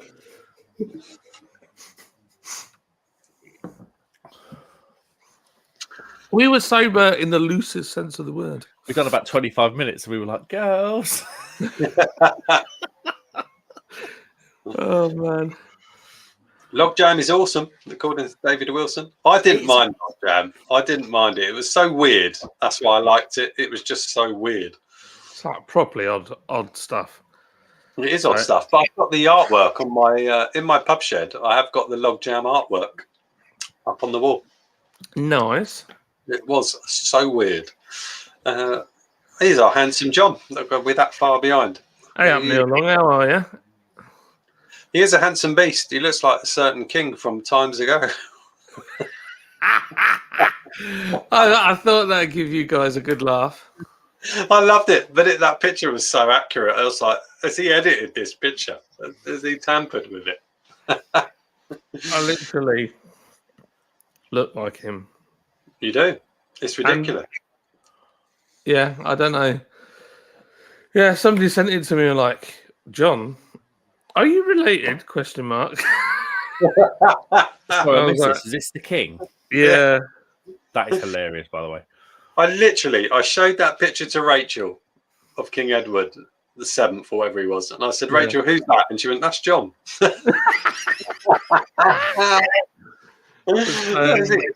Absolutely incredible. I didn't say anything else to her. I just went, Rachel, look at this picture. Who is it? She went, well, that's John. Why is he dressed like that? It's hilarious. I'll see if I can put it up and share it. Oh, if you can find it, share it. I'll give you full screen. Let me give Mark. I'm all over this full screen business now. Let me give Mark full screen. He's I don't got know if that's going to work, is it? It's got to. I think that one's the best one. No, it's not going to work. Damn. Sorry, Chris. That's the problem with cameras, isn't it? When you see it properly, you're just like, holy shit, that's John. My boy's royalty. It's hilarious, isn't it? Yeah, it is. Should I even do this to myself? He's even got my eyes and everything. It's just frightening. It is frightening. William, hello, William. John, is Simon going on Friday? I don't know. I don't think so. We're all going to John's on Friday. I don't know what Simon's doing on Friday. I don't know. I haven't. To be honest, I haven't. Mad as it seems, I've been so busy. So I've not really thought about anything. I just said, yeah, let's open it. I'm beyond that. I haven't really thought about it. It just kind of happened, didn't it? You just said you Yeah. opened it, and It we were all was a WhatsApp chat special. It was a WhatsApp special, without a doubt. Raggy's in the house. Well, hello, Raggy. Yay. How are you, Raggy? Raggy, you were literally right by my house when you were at St. Peter's. Right there. There you go. Just Can't quick get check. it in time, mate. Cheers, Tom. That was a while ago that Tom left the house, but I'm sure he'll appreciate it. The captain's meter saying, John looks like the Terminator in them glasses. I need your clothes, your boots, and your log jam. I'd love to hear Arnie say that. How amazing would that be? I can't do his voice. I wish I could do accents because that would be incredible. I've stuck it. There you go.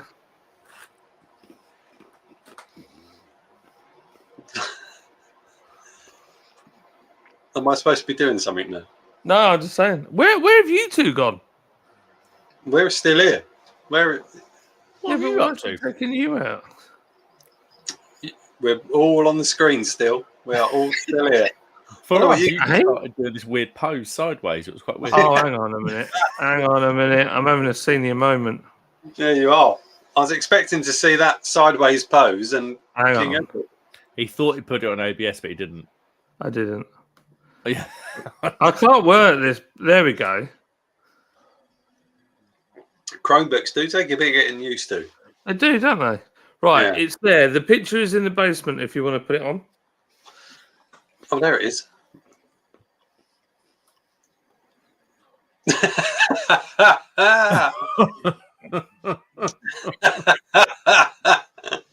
That literally is you. That is ridiculous. It's mad, isn't it? It's the Now, eyes. look, there you go. Look, that's obscene. It's the Crazy, eyes. isn't it? The eyes are ridiculous. It's crazy, isn't it? That's a bit strange. It's very strange. Even our ears look like each other. It's really Look at it. strange. I'm just gonna.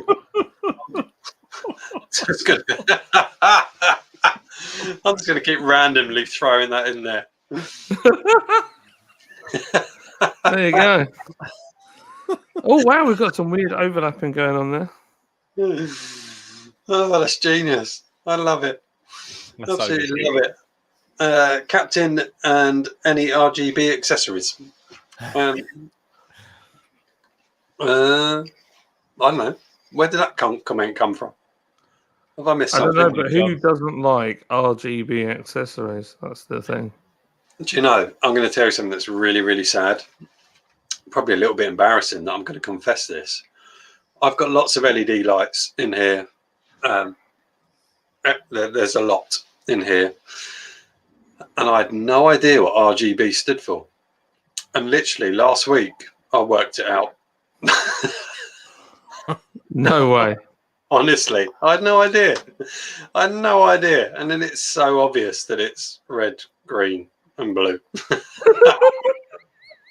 And when I worked it out, I felt like such a dick. That's like,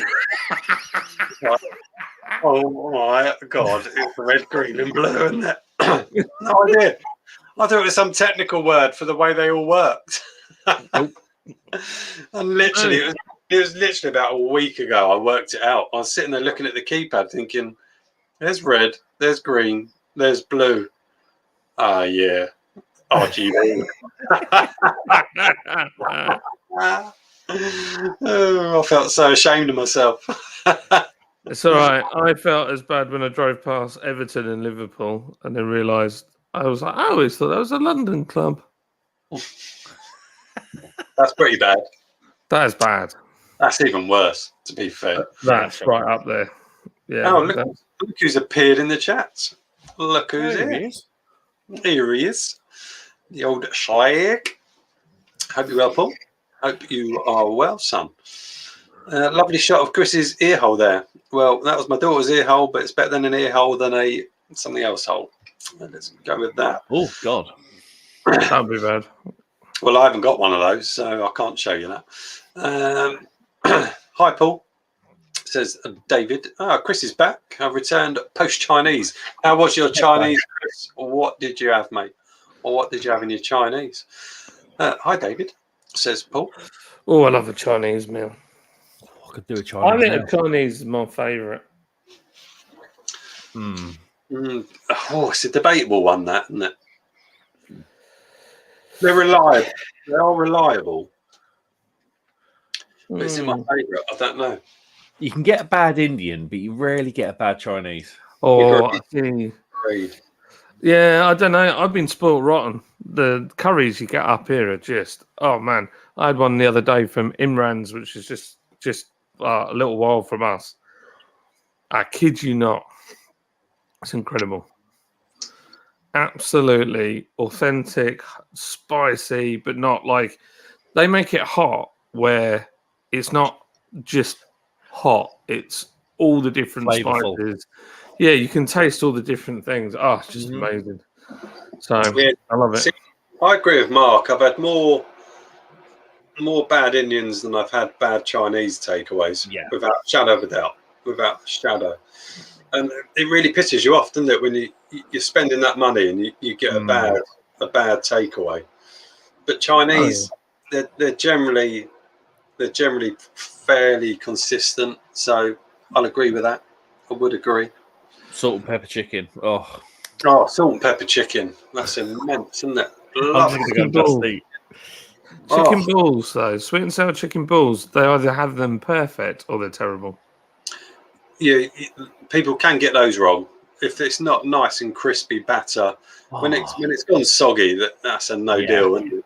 That's a no deal. We've got one here that is amazeballs. So I'm a bit worried when I move because I'm going to have the same Chinese, not going to have the same Indian. That's the excitement of moving, isn't it? You get to find out what's good and what isn't. True. I hadn't considered that.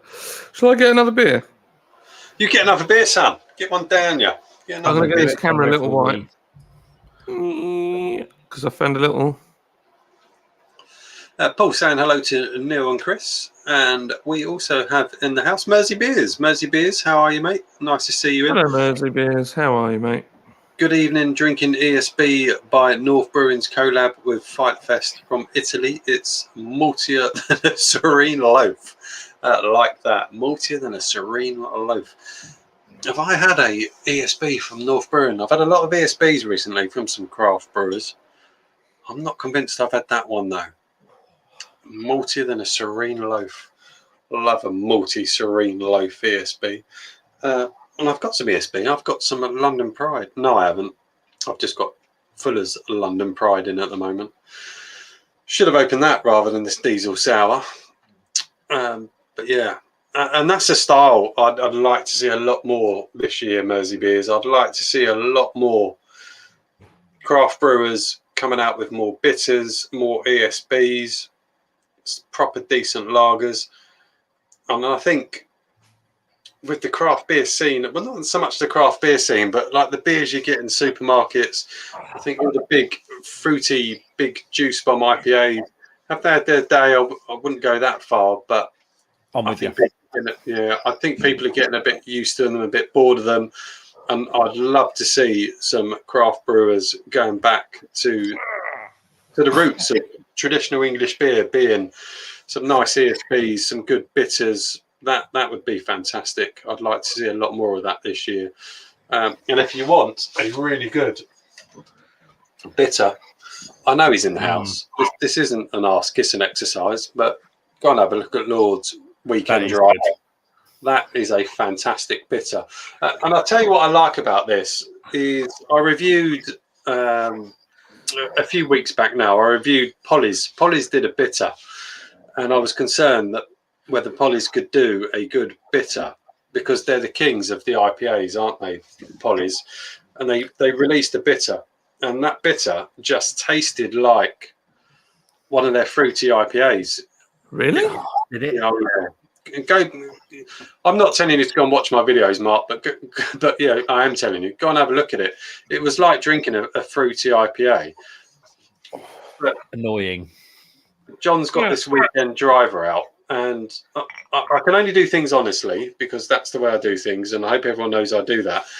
This does have a quite a hoppy feel to it, as did the Pollies, but the Pollies was so dominated with kind of tropical hoppiness, whereas this Weekend Driver, you do pick up on the hops, but it's really well balanced along with the other traditional flavors that you get with a bitter.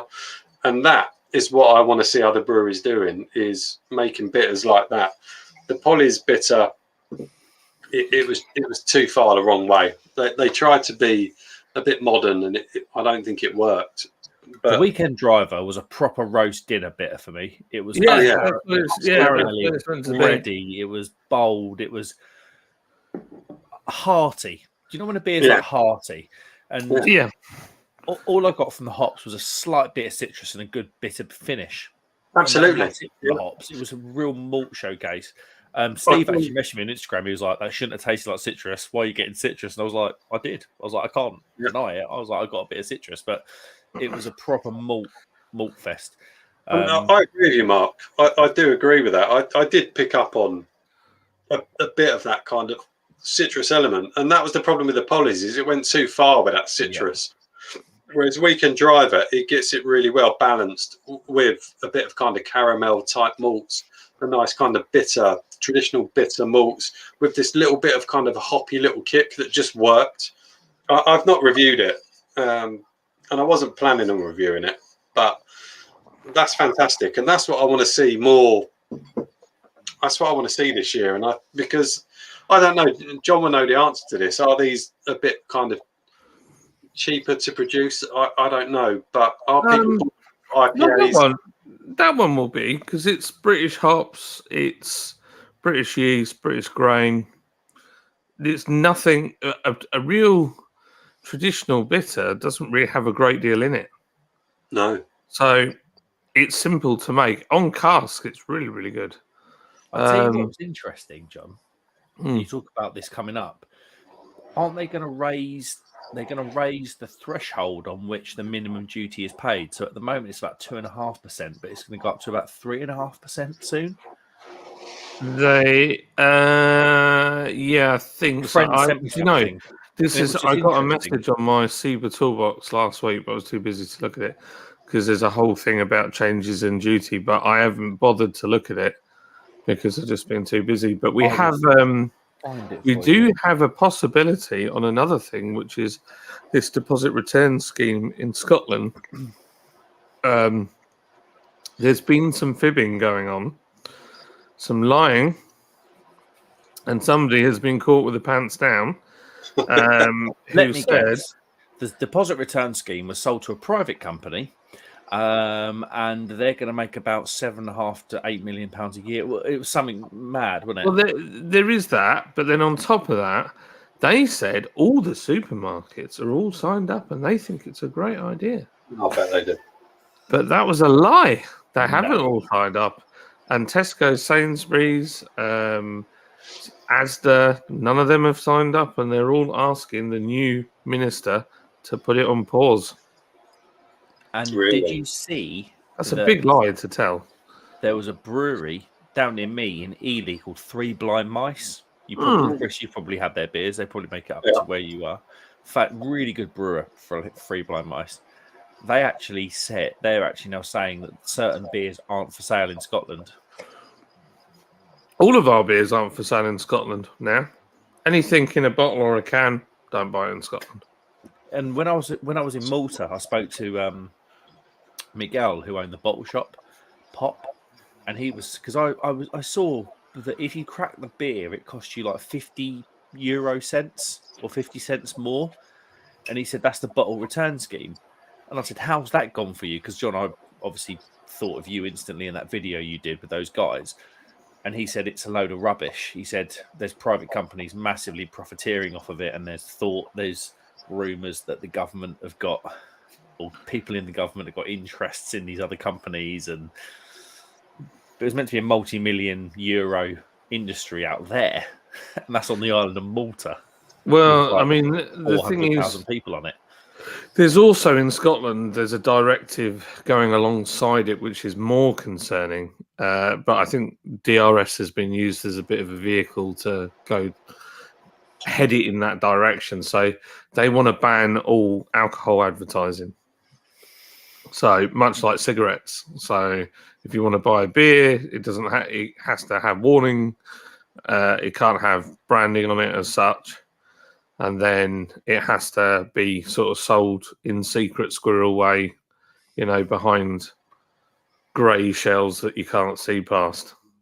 But they want to control. It'll be government like off licenses where you can buy it. Yeah. Sounds a lot like Nazi Germany to me, mate. No, well, it's they're basically trying to take control of it, so that I think my guess is the push is because in Scotland there's super amounts of really nice whiskey floating around. The alcohol industry is quite strong in Scotland, and they want to. Obviously, Scotland wants to break away. It wants to be able to fully monetize that sector. So that's what it's trying to do.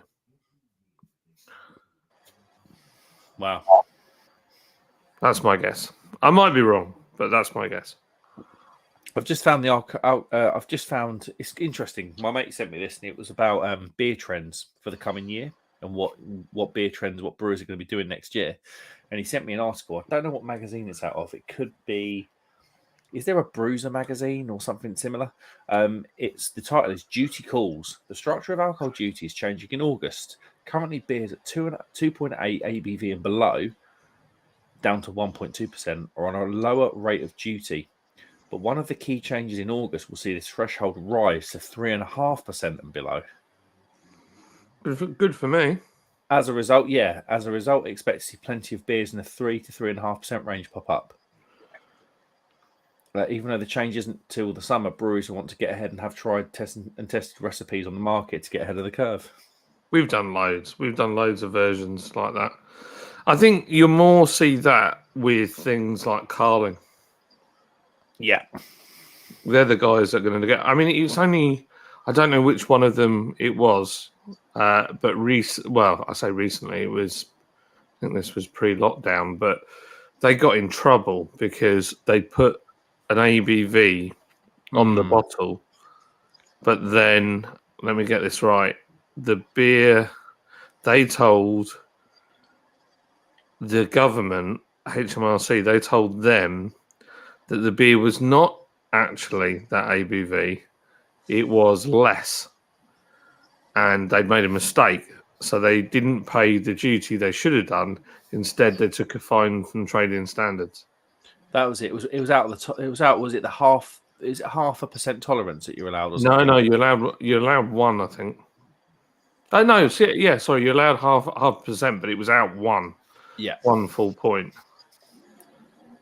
So, but that's a big difference. It can mean a big difference in duty, but it's what was really interesting is it was all done on a Sunday when nobody's really looking at the news.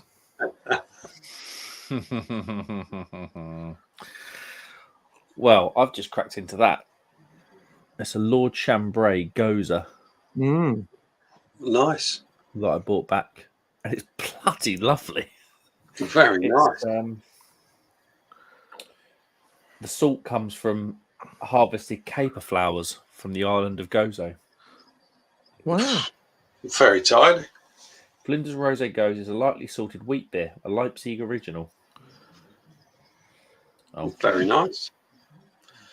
I'm just going to comment on this comment. Mr. Steady Hands, I've not seen your name before. So, hey, Chris, good channel reviews.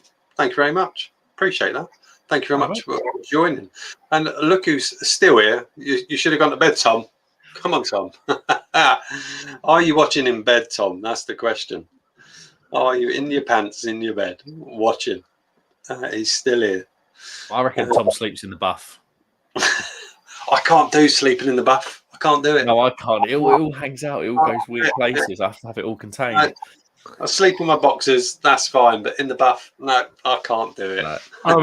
I'm in the buff. I'm fine. I can't sleep in boxers. They end up by the end of the night they're like a blooming thong. I can't do it. I can't. I've tried. It just doesn't feel right to me. Doesn't feel right. But if that's what you enjoy, that's what you enjoy. Mr. Steadyhand spent a nice few quid in Hopster's Leon C. Best beer I tried was Daya Dust My Broom. Daya Dust My Broom. Also one called Cheese. Yeah, there is a cheese. I've seen that. Yeah, was that by Sure Shot or someone? Didn't Daya do a cheese one? Was it Daya? Can't remember. Someone has definitely done a beer recently. Big with yellow cheese label, red right on it. Yeah, sure. Yeah. Tried a I have Verdant. no I was idea. quite disappointed in a Verdant. Verdant are normally fairly solid, but I have heard some rumblings recently that Verdant aren't producing the beers that they were. But taste is subjective. Chris is saying that stir-fried tofu, black bean sauce, and egg fried rice. Simple and tasty. There you Fair go. play, mate. Sounds nice. Fair play. Sounds nice. Tom is saying, in spirit, David, in spirit and in bed. I told you he's in bed. He had to be in bed, didn't he? I quite like that, Tom. I find that quite erotic that you're watching us while you're in bed.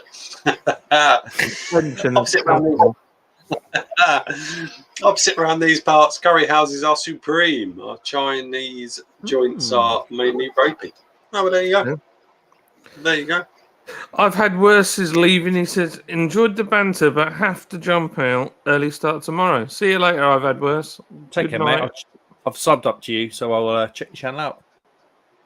There he is. Let me just put that up. Nice to see you, David. Thank you very much for joining in. A great channel. If you haven't heard of him, which I can't believe you haven't, go and check out David at I've Had Worse. Absolutely fantastic channel. Really good. Do enjoy his beer reviews. Now, where was I up to on the channel, on the chats? We're there. That's such a Chris good is saying name. we're quite well. That's a great name, isn't it? I've Had Worse. It's Oh, a we've all superb name. done it. We've had a beer. How's that? And you're like, well, I've had worse. It's great. There we Good are. name for a beer channel. Superb, and his channel's fantastic. He mainly reviews kind of like traditional kind of beers and ales, etc. He's not huge on the craft beer stuff, but what he does, he reviews it so well. Fantastic. And I've got to go and watch his review at some point of his 14-year-old special brew. I bet that was a cracker. I do like to have my old beers. I've done I had that bottle of John Smith's, didn't I? That was flipping ancient. Didn't even have an ABV on it. From it or something. We tried to, yeah. So we really wanted to harvest some yeast from the bottle from the coronation, so that we could use it. Yeah, but they couldn't. They've had 2 attempts now and just couldn't do it. There was just nothing in that bottle. It's all died off. So, I mean, it was what 70-something years old. So, Sorry, how old? I think it was 70. What was it on my? It's on my channel. Did you say 70? Something Yeah. ridiculous. It was, 70. it was a Queen's coronation special. You drank a 70-year-old beer? Something ridiculous. Let's have a look. Oh my god! It was old. I don't know how old the John Smith was, though. I don't think it was as old as the other one. Talk amongst yourselves. I'll find it and I'll tell you what it was. Massive Beers is in while you're looking. Massive Beers, evening from the States. Hello, mate. Hello, mate. Beers. Where in the States are you, mate? Massive Beers. He's got a channel, isn't he? I'm sure I follow it. I've watched videos from someone called Massive Beers. I'm sure I have. He's at Border Collies, and I've got 2 of those. Sure I have. Am I subscribed to it? I've definitely watched beer reviews from someone called Massive Beers. Let me look at his picture. It looks good. Yes, I have. Now I've seen his picture. I definitely have watched his beer reviews. Cracking channel. David Wilson says, I've had Tiny Rebel ESB to try. I have the Tiny Rebel ESB to try, along with the rest of the Return to the Alceta 4. That has spiked my interest, David. I must admit that has spiked my interest because I'm not a big fan of Tiny Rebel, but I have seen recently that they've done this Return to Ale set 4, and I'd be very interested to try their ESB. So if I see it, I'll pick it up. I'm not going to go look at it. If I see it. It was a 64-year-old bottle of John Smith's I drank. 64. You must have had Geik. That's That was ridiculous. all right. Of John Smith's 64. God. And then Wow. the bottle of the Coronation beer that we had a look at, yeah, it was from 1953. That was. Yeah, That must have had algae in it. No, it's fine. probably had mosquito larvae in it. John drank a bottle of swamp. John Smith's tasted like a whiskey kind of. It was actually really quite pleasant. I've never tasted anything like it. It'd gone really alcoholic and it was quite pure. There wasn't a lot of junk in it. But the bottle was like a little bottle and it just had on the front, if you look on the thumbnail, it's had 828 views. It's just like a little bottle and it just says John Smith's. It says what it is. And then there's no ABV or anything like that on it. Nothing at all. I'll have to go back and have a look at that. Yeah. We drank it. And then we drank the next day, so I felt fine. I drank a 2001 Russian Imperial Extra Double Stout from Harvey's. And that gave me gut rot. I'm not surprised. That tore through me for 2 days. Probably would about 19% when you drank it. Mersey Beers is saying 2024, I predict more red and brown ales under 6%. Yeah, I'm all for more red and brown ales. Absolutely. And I agree with what Tom is saying. Mild's on the way. We need more of that.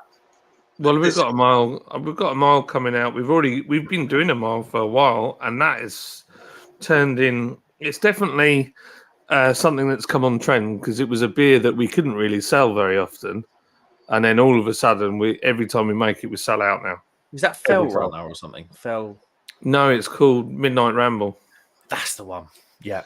Yeah, I cannot stand it. It's lovely. I had it at You see this and people love it. But I don't loved it. It was like it was a really licoricey, deep tasting mild, and it was obviously it was like what was it, John? 3.4, 3.5, 3.6. It's very low, yeah. And it was just. Well, we sell loads of it, and I love it's licorice. well So I rated. was just People like, love it. Like Homer in Most Heaven. It's what I want to see. I want to see more of this year. Milds, bitters, dark ales. You know what I want to see? And S43 last week when I tried this beer, it reminded me how good they are. I want to see craft Weissen or Hefeweizen. I had S43 Hefeweizen. It was insane. It was like amped up Franciscana. It was amped up Weisstefano. It was the flavors were insane. It was about 5%. It was perfect. I agree, and I've reviewed it. I've reviewed it weeks ago, but I haven't uploaded it yet. It was a wheat beer from Hook Norton Brewery. Oh yes, that was lovely, absolutely lovely. It's called Hook Norton Brewery Mandarina Wheat, and it was fantastic. And again, I review so many beers that then sit in my YouTube unlisted box, and that's one of them. And I need to list it. That was delightful. I've had better wheat beers, from Europe, but in the UK, that was a fantastic wheat beer. A great summer beer. So here's a question then, because this was something that was brought up a while ago. A theory that British breweries should stick to British styles. No. And then like the country of origin whatever your country of origin is, you should stick to your style of beer. Now, what I would say to that is, so I think the Germans and the Czechs, personally, I think they make the best pilsners and lagers by far. I think they're very, very good at it, and they're geared up for it, and they do a very, very good job. But I think I make a very good lager, and I think I make a very good pilsner as well, and I think it's on par. In fact, I've had a Czech person who works for another very popular Czech beer brand say that's the best British pilsner I've ever had. John, no names mentioned. Yeah, but then if you go on that theory, then does that mean then the Americans shouldn't really be making Indian Pale Ale, or should I've we? never heard so much rubbish in my life. Well, No, I haven't. It's been said in the past. Is this? It's nonsense. Is this like a racism chat for beer? I don't know. What are we doing? What? Here's the best example. By the way, here's one of the best examples. Is that? Yeah, that's the UK brewer doing a West Coast IPA, which is absolutely fantastic. What a load of! I'm not going to swear. What a load of bull! You know, why shouldn't UK brewers attempt to do beers that Germany, whatever, Czech are good at? Why not have a go? I mean, yes, that Mandarina wheat beer is very, very good. But yes, I've had better wheat beers from across in Europe, but that is still a really great beer. What a load of nonsense that is. Who came up with that idea that we shouldn't be brewing beers that are from over there? What a load of bollocks. What a load of bollocks. That is the biggest load of crap I've heard. I mean, I went and visited Lord Chambray Brewery a couple of weeks ago now, and he was telling me that she's a female brewer. She used to work for Northern Monk. Oh, yeah. So, and what beers is the Island of Malta going to produce? Well, yeah. It gets... Exactly. I mean, get this. I went to America. I went to New York, and I went on Long Island. I went to a few different breweries. And one of them I visited was called, if my memory serves me right, it was called Farm... Oh, gosh, what did it? Well, I've got the blooming name of it. I've got a sticker on Mike's laptop. It says, "I got ploughed by a farmer." They were such a good. They were hilarious, and they grew. When you go there, it stinks of weed, like massive smell of weed. But they grow the plants for CBD as well alongside the brewing. And I went in there, and the brewer she's 19 years old, and she'd made an ESB on keg. Good girl. And I thought, I have never tried ESB on keg. So anyway, I said, I'd love a pint of that. And it was absolutely banging. So what she'd done is she'd lowered the level of carbonation.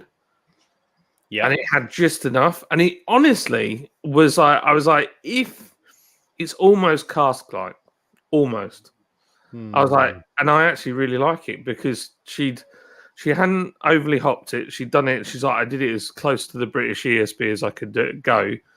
And I want to say that when they served it, it was they used a gas mix, so it wasn't all CO2. It was like nitrogen and CO2 or something or other. Right. Okay. Brilliant. Absolutely brilliant. And I thought Mosey Beers just said Utopian unfiltered Pilsner is better than some German Pilsners. Some of Utopian lagers are absolutely insane. Yeah, you've called it, mate. A load of rubbish. And are we in the 1700s where nobody left their own country or the country they were born in? Well, yeah, true enough.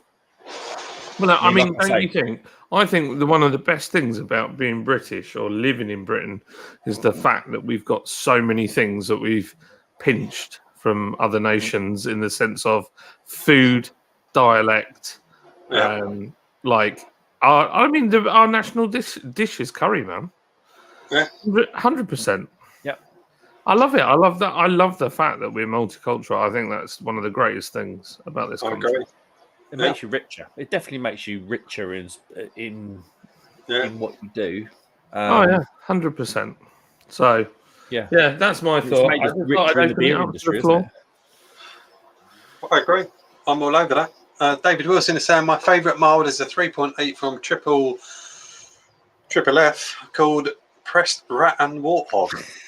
That sounds fantastic. Pressed Rat and Warthog. That sounds amazing. Proper beer name. I love that. That's Pressed cool. Rat and Warthog. I'm all over that. Tom is saying, yes, I am. He's in bed. We know we've gathered. And no, Boxers ahoy. Yes, boxer union over here. All over that. Mersey Beers is saying, I can't sleep in the buff. Somehow I get sweatier than when I have clothes on. I sleep in PJ shorts. I'm with you, Mersey Beers. I'm with you, mate. Absolutely with you. I can't do it. Can't do it. Can't do in the buff. Mr. Steady Hands is pressure drop. Jeez, there was pressure drop. There you go. Thank you. Yeah. What a brewery they are. Pressure drop are great, aren't they? I think they're brilliant. I've drunk more of their beers than I've reviewed by far, and I should review more of them because they are great beers. But yeah, that is the one. Pressure. I think Dean reviewed that actually. I'm sure Dean reviewed that one. I'm sure he did. Captain can say, I can confirm two things. Tom is watching in bed, sleeps in the buff, and we are top and enjoy. Yeah, boy. Yeah, boy. I thought it was top and bottoming in. Cheeses from Pressure Drop. I think it's West Coast. There you go. Mersey's dropped in with that as well. Pressure Drop cheeses in New England IPA was magnificent. Right. Pressure Drop's New Englands are up there with some of the best New Englands I've had from any British brewer. In terms of like across styles, New England Pales, New England IPAs, Pressure Drop up there for me. They are great. Pressure Drop are very, very good. And Captain Meat is saying, I've had worse. Is an amazing channel. Absolutely agree. Superb channel. Mersey Beers is saying, what is Mersey Beers' name? I feel like I should know this. What's his name? I actually don't know what his name is either. No, I don't. I've always just known him as Mersey Beers. Yeah, I've always known him as Mersey What's Beers. your name? Mersey Beers, what is your name? I feel like I should know that. I feel like I should know. So what is your name? Mersey Beers. Tell us. And we will call you Just that. looking at Mersey's going into me now. It's going hardcore. Mersey, I've had worse review of Dragon Soup is hilarious. Dragon Soups, what are they all about? What's I've got Dragon Two Soup? cans down here. I I haven't mean- had one yet. I just feel like it's a bit dodge. I have had them, and I've meant to review them, but I don't think I did. I haven't got the balls to do it. I've heard it's proper bad. They're interesting. I don't think I have reviewed them. I've bought them to review them, and then I think I just drunk them. They're like full of alcohol, caffeine, full on just mess with your brain stuff. But review them. Do it. I bet You get a heart attack, but be too relaxed to worry about the fact that you're having one. Matt from Massive Beers is one of the OG beer reviewers. He is. I didn't know that. I'm going to look him up. Yeah, massive beer reviews. Yeah, he is. And it wasn't until I saw his proper little thumbnail photo and looked at it, I realised that I have watched lots of massive beer reviews. He is one of the originals. He's been around a while. And he's also a thoroughly lovely chap, which is good to know. He is. He comes across as a very lovely chap in his beer reviews. I've watched quite a few, actually, now more I think about it. New Jersey and Adam. Is Adam Mersey Beers? Adam! That's it. Yeah, I did know this. Sorry, Adam. I did know your name was Adam. I'm just terrible at remembering.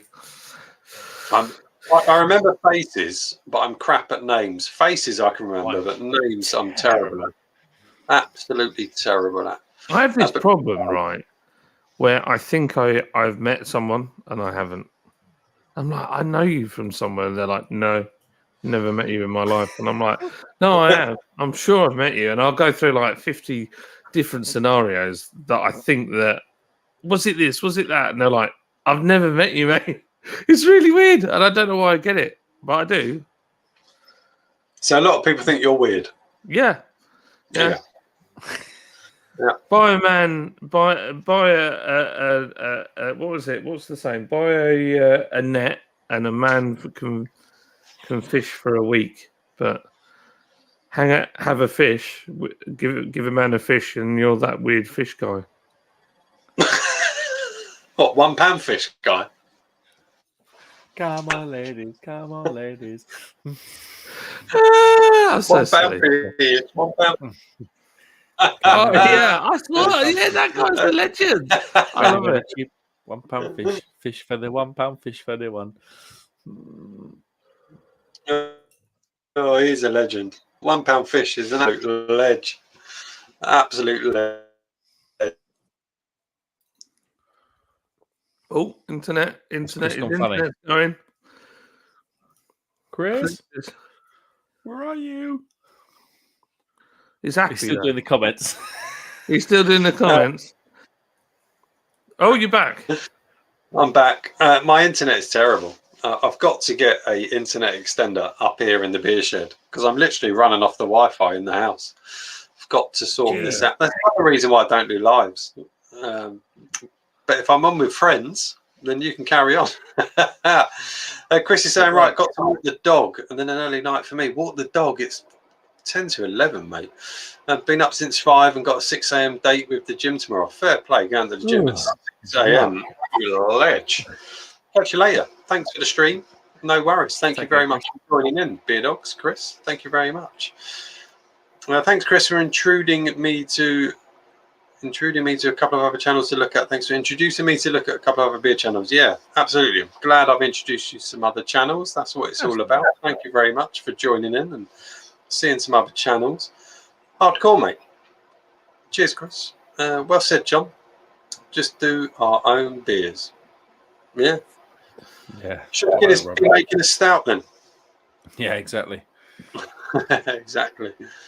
It's one of them. I just thought I heard the theory, and I just thought, yeah, we could do our own styles, but I think just because somebody else does it well doesn't mean that you ever go. You just go, oh, I'm not going to do it because they do it really well.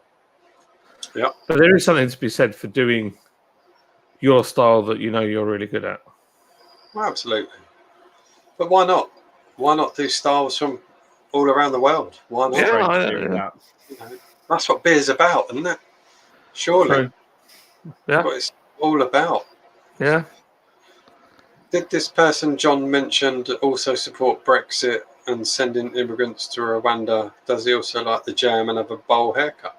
No, he doesn't have a bowl haircut, and he doesn't like the jam. But probably the other things, quite possibly. Yeah, I don't know. I can't comment that, but it's definitely not that person. So, Mark, take the dragon soup to Lords on Friday. You can all have a sip. I'll tell you what, A sip will all it will be. But I'm going to dive down into my fridge for one more beer, and then I'll probably call it an end, if that's all right with you, gents. Yeah, well, it's me. I'm travelling in, so I can't have the beer. I've got to go to work tomorrow. Oh, Quickly, actually. I've got one more. Well, I've got 2 more beers, but I might crack. Are you having another one, Mark? Mark's gone. He's fallen to the floor. It's just me. Yes, I am. All right, I'll get another one then. I'll get another one, and then I'm really enjoying this life. I was quite knackered. I'm just really struggling with my knees because of all the walking. I've got bad knees, and I'm fat. It's also a lot to do with it. And I was climbing up waterfalls. The thing is, right, my kids are still young, and I cannot have them beat down. I want to do everything that they do, so that there's not a position where they're like, my gosh, I was 11 when I realised I could do more than my dad does. So, I'm not doing it. Oh, my knees.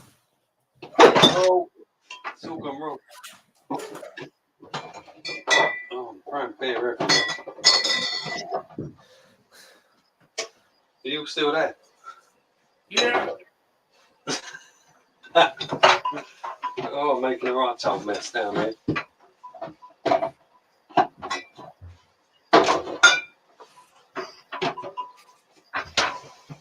Oh, I'm back. I was throwing beer everywhere. Oh, Jesus.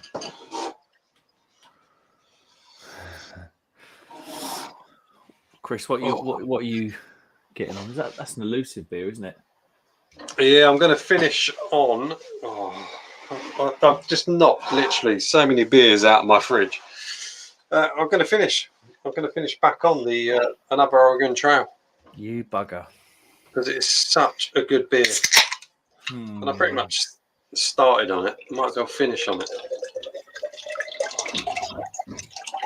So I'll do one more beer and then I'll wrap up the live. If that's Tell you all what, good. I'm going to join you out on the West Coast. I'm going to do a flock motion. I've had that. I've had it. I didn't review it. It's all right. Don't say that. I'll let you form your own opinion. I'll have to wash my glass out because I had some florally thing in there. The problem is that elusive brewing Oregon Trail is just so good. It's That's so great close. beer. It's just fantastic and very little come close. I'll tell you what did come close was from Verdant. Was the Verdant's Big Stupid Westie. That came close. But elusive brewing have got it wrapped up for me, I'm afraid. Or not afraid. Oh God, my flipping knees are going to kill me tomorrow. I know you feel, mate. I suffer with knee issues. Oh man, Suffer I with did a lot. mine in go-karting. That's what did mine. I broke both my kneecaps a couple of times falling out of go-karts at a high speed, but also just smashing into the fuel tank in the column in the middle. And they used to be black. Now it's like you've got to wear knee defenders to stop your knees getting messed up. Yeah. But I thought I was being big and clever at the time. Now, because I've got a little bit of weight on me, a lot of weight on me these days. The knees don't like going up and down rocks. It's just It's age, isn't it? Catches up with us. 100%. I'm not the man I was when I was 30. That's for sure. I'm doing it. I've just seen the Do hop it. list. Go for it. Go for it. Simcoe and Centennial. Talk to me. I've had it, Mark. It's all right. It is all right. Mersey Beers is saying Dragon Soup isn't that bad, especially if you enjoyed alcohol pop in your youth. In my youth, alcohol pops were massive. In my youth, Yeah, I liked them back in the day. and there's still some that I still don't mind. I still don't mind some of them. But I've had a couple of Dragon Soups. They're certainly interesting, that's for sure. Monkey Love Fudge. I don't think I've seen your name before, Monkey Love Fudge. So, Mate. welcome. Thank you very much. Walk into a pub, order have his Carlin, 1664 Stella and Guinness. What are you having? I am Guinness. on the Elusive Brewing, Oregon Trail, West Coast, which is fantastic. No, what he's saying No, is, he's asking if what you you- walked into a pub Oh, and those are the only beers that they had on, what would you have? yeah. So- I see. On Monkey Love Fudge, this is a good question because today I came up against this.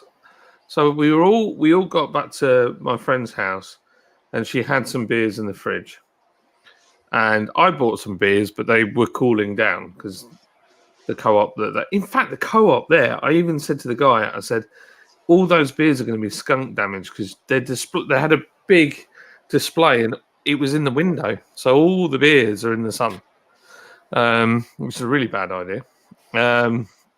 Anyway, they had Birra Moretti, and I just thought I'm just gonna have it. I'm gonna have it because I'm sat. I've just gone for a really big. I think we've done like 4 miles each way, but it was like this in places. We were literally climbing, and covered in mud, and it was great fun. So we sat in the back garden, sat in the sun, had one of them. I thoroughly enjoyed it. I thought it was great. It's one of the best beers of the year. Yeah, I but think isn't beer subjective to the people and the places that you have it in? you've got to answer the question. Carling, Kronenberg, Stella, or Guinness? What are you drinking? Right. If it was sunny and hot, I'd go for the 1664. Can't stand 1664. No, terrible. Well, I can just about palate it. If that's all it is and it's sunny and I want a lager and I'm going to sit outside. Let's go with today. Let's go with today. Not whether it's the summer when it's hot. Let's go with right now. Right now, I'd have a Guinness, no doubt. Guinness for me as well. Yeah. I'm Stella or Guinness. Yeah. Yeah. And I used to be a massive Stella drinker long before I got into craft. Stella was all I drank, and I was one of these people that would drink that and not consider anything else. But even I knew, as a Stella drinker, it was going down the pan. So now, if I walked into a pub, Monkey Love Fudge, right now, I'm going to go with Guinness, without a doubt. You know where you are with Guinness, don't you? Yeah, simple as that. Sorry, I'm just laughing at a comment further down. Mazzy Beers, one more beer for me is working from home tomorrow. You lucky man. It's a single hops Harlequin Pale Ale from Thornbridge. Very nice indeed. Nice. This would be my last beer before. I'll tell you what, Harlequin Nolicana. You can't move for Harlequin Nolicana at the moment. Honestly, some of these British hops, man. So, Rob from Bramall Backroom. I can never say it. Bramall Backroom. Bramall Bracky, bro. Rob from Bramall's Backroom Brewery came and made a beer with us, and what a nice bloke! Oh, Rob is a legend. He comes across really well, doesn't he? He is such a dude and such a lovely man, and really down to earth, 100% legit. And his recipe was basically British hops in like all of its different forms. And if you watch the last video where we're working together, they put the hops in, and then it just got to this point where it was just like venting off. And in the video, I was like, God, smell them hops. There's only one other hop that we get, and it's really just smells amazing like that when you're brewing, is the Yakima Chief Columbus. When that's the leaf, especially the leaf one, when we're brewing with that, you can smell it in the car park, literally right up the top. And it was massive hop aroma, just really good quality. And you could tell when you got the hops, just sticking your head in the bag and having a good old whiff. You would never believe that they were just British hops. They are superb. Do you remember, John, last year when we were at Beerex, we had, I think you had the American Simcoe in your hand, and I had the British Simcoe, and we were like, and you almost couldn't smell the difference. And I think when the flavours are that intense, you're not going to get those finite details in. You're not going to sense that finite detail, but in terms of crushing and getting the oil out on your hands, the hops smelt the same. And it was like, wow, that was at the Charles Farram stand. Yeah. Yeah, you're right. It really has. They've come a long, long way. Olicana is in the... It was Olicana, I think, 100%. I'm pretty sure it was Olicana. It's in the video anyway. Just smelled incredible. Incredible. So Captain Meats is saying, John, you told me when you were in Liverpool you did your knees because you used to be a can-can girl in Korea. Are in London. Yeah, boy. I can just see John in Cankel girl uniform. I feel really guilty. I got Captain Meats so leathered. No harm in it. He had to go home. David is saying, I'm walking back out and looking for another pub or going home. Well, nice. It's 11 o'clock. If you've got time to jump in for one more pub, then crack on in. Get one more down you, David. Why not? Rasco and Disco, you're in the house. Thank you very much. Thanks for joining. If all pub was those three, I'd be having a swift about turn out the door and finding a better pub. There you go. There you go. I agree. I agree. I mean, you would, but if you're with your mates and they don't care, Well, exactly. that's a hard bit. Yeah. I'm not going to That's not it. spend time with my friends because I don't like the beer. Yeah, absolutely. I do agree with that. Monkey Love for Halo. Ha ha ha. Thanks, lads. Not a problem. Rasco and Disco saying, to be fair, it'd probably be the Guinness. Yeah. Probably perfectly drinkable. Yeah, can't go wrong with Guinness. True. Evening, everybody. Peeps. Happy damn Beers Sunday. Enjoy a beer, everybody. Pardon me. Cheers, Disco. You, sir, are my spirit animal. I love it. Like that. Oi, oi. Adam from Mersey Beers. I had the new Cloudwater X JW Lee's collab last night called Cascading. It's Cascade 3 times. Cascade US, Cascade UK, and Cascade NZ. Ooh, that sounds great. That sounds JW like Lee's doing a collab with Cloudwater. I never saw that coming. So JW Lee's, if you guys don't know who they are, in Manchester, and I think Adam, correct me if I'm wrong, but there's a few JW Lee's up in Liverpool as well, isn't there? They're quite They're a prolific around that. Manchester-based brewery, aren't they? Yeah, and they do some really good beers actually.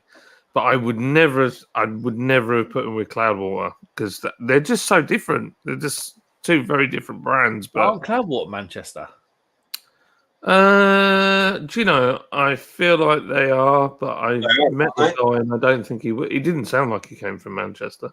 But I don't know. I don't sound like I come from Yorkshire, do I? I'm sure they are.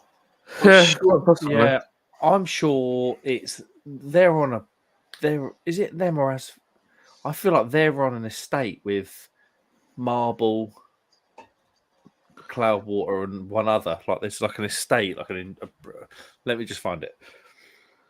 Quite possibly.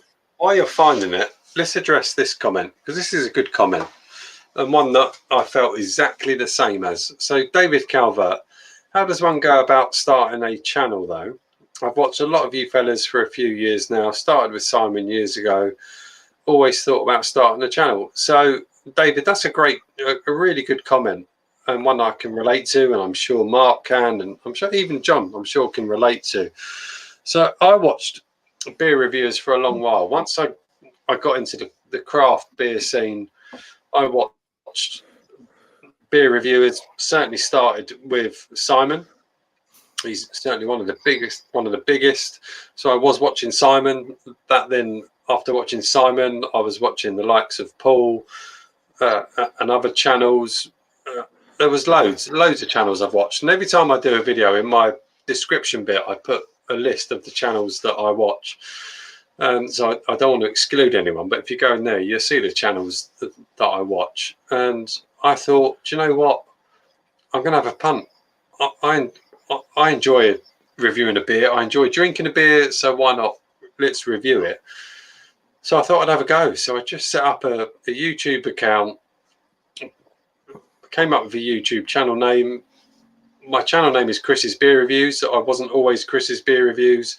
I had a previous channel name, and I just went for it, David. That's all I did. Is I set up a YouTube account, set up a channel name, press record, reviewed a beer, upload to YouTube. It is that simple to do, but it feels a bit daunting, especially when there's some huge channels out there and lots of big names. But I just went for it. I just thought I'll have a go. And I'm not a big channel. I've got less than 1,000 subs. I just went for it. I thought I'd have a go. So if you want to do it, David, give it a go. I love seeing new beer reviewers on YouTube. There's a few that I've noticed recently that have cropped up. So have a go. Just have a go, David. Just go for it. You've got nothing to lose. It's a great world. It's a great community. There's some great people on YouTube, certainly in the beer review world. So have a go. Set yourself up a channel, have a name, record a video, upload it. Go for it. Absolutely go for it. Gents, what are your views? Mark, go on, you go for it. I want to hear what Mark's really good as well. So I'm just preempting. So I'm not blowing smoke up his bum, but he's doing well, and your channel's growing. Yeah, cheers. I think most of all, I think you got to have the passion for it and the time. Obviously, for me, I think the stars just aligned for me. I won a beer review. I got second place on a competition with John at Lord's. I was kind of thinking about it for a while. I've watched Simon and Paul for a long time. And in COVID, I really got into craft beer. Like I say, really got into craft beer, and that's when I really started watching YouTube. And there's a lot more sort of time on my hands. As for setting it up, I'd done it off my phone originally. I was doing like back to front, back to front beer reviews. You have to flip it round in the editing software and stuff. But David, just go for it, mate. The best thing I say is go for it. Like, who cares what views you get? If you enjoy doing it and you enjoy doing the beer reviews, go for it. There's loads of advice. Hit me on Instagram, hit Chris, hit John, hit Paul. Everyone would be so helpful. And yeah, now I'm standing in a little corner of a spare bedroom in my house, so yeah, just that's the thing.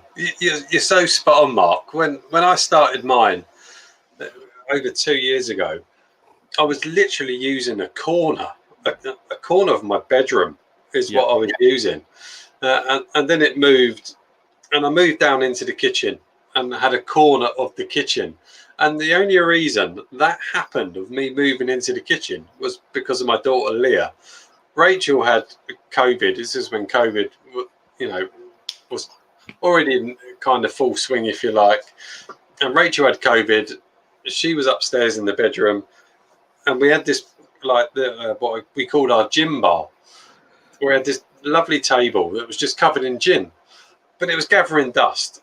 Nothing much was happening with my gin bar, and it was Rachel's gin bar, if you like. I liked it. I do remember these videos. Yeah, and I like gin, so I had no issues with it. So Rachel was upstairs, like quarantined up in the bedroom, David. This is how it kind of happened. And Leah said to me, "Why don't you move your beer reviews down into the kitchen?" And I said, "Well, where the gym bar is doesn't really work." So she said, "So move it." Leah is autistic, and her mind is black and white, which is fantastic. I love Leah's mind. She said, "So move it, Dad. Just move it over that side." So I did, and we moved it without telling Rachel. It was all Leah's idea. We moved it over to the other side of the kitchen, which gave me this lovely little corner. And I put the table in the corner. I put beer-related things up on the wall. And when Rachel recovered from COVID, she came downstairs and she was like, "What is that?" And I said, "That's Chris's Beer Reviews new home." I don't think I was called Chris's Beer Reviews then. But Rachel went with it. And that's how my channel kind of developed. It just went from there, just from having a bit of fun. And I thought, I never went into this beer review journey of meeting Mark, John, Paul, Barry from All the Beer No Idea, talking to Dean from Dean's Beer Reviews, etc. I never expected any of that to happen, but it has, and it's been fantastic. So, yeah, just go for it, David. If you want to do it, go for it, and stick up a review. Tell me you've done it. I'll promote your channel, mate. Just go for it. Just absolutely do it. Do it, mate. If you enjoy beer, then share it. If you enjoy a good beer, share it. It doesn't matter whether you get one review, 1,000 reviews. If that's what you enjoy doing, get over that initial bit of, "Oh my God, I'm now talking to a camera." There's so much support and so much love out there. Then crack on, David. Crack on and do it. I remember going up to Yorkshire. So I started my channel in the November of 2021. Yeah, it would be. And I've been speaking to John for a while. John was actually really good in helping me out a lot technically. I remember my first live. I'd never met John before. I was like, "John, I don't know what the F I'm doing." And he was like, "Mate," he was like technical support for a long time. You did great. And I remember going to BeerX. So BeerX was about 4 or 5 months after I started my channel.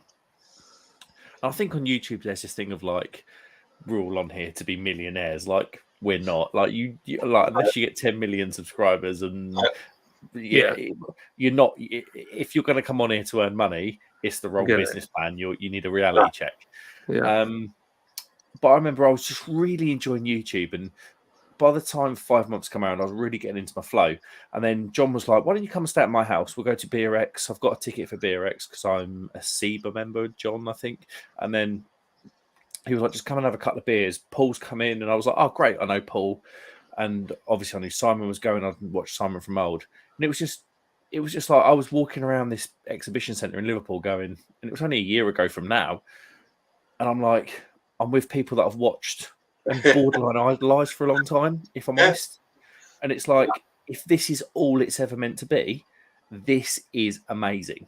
Like having those chats, speaking to these people, listening, just let them speak. Like if Simon was to go off on one about what time he puts his videos out, listen to it. If Paul talks about thumbnails, not that Paul talks about thumbnails a lot because his thumbnails are just snapshots.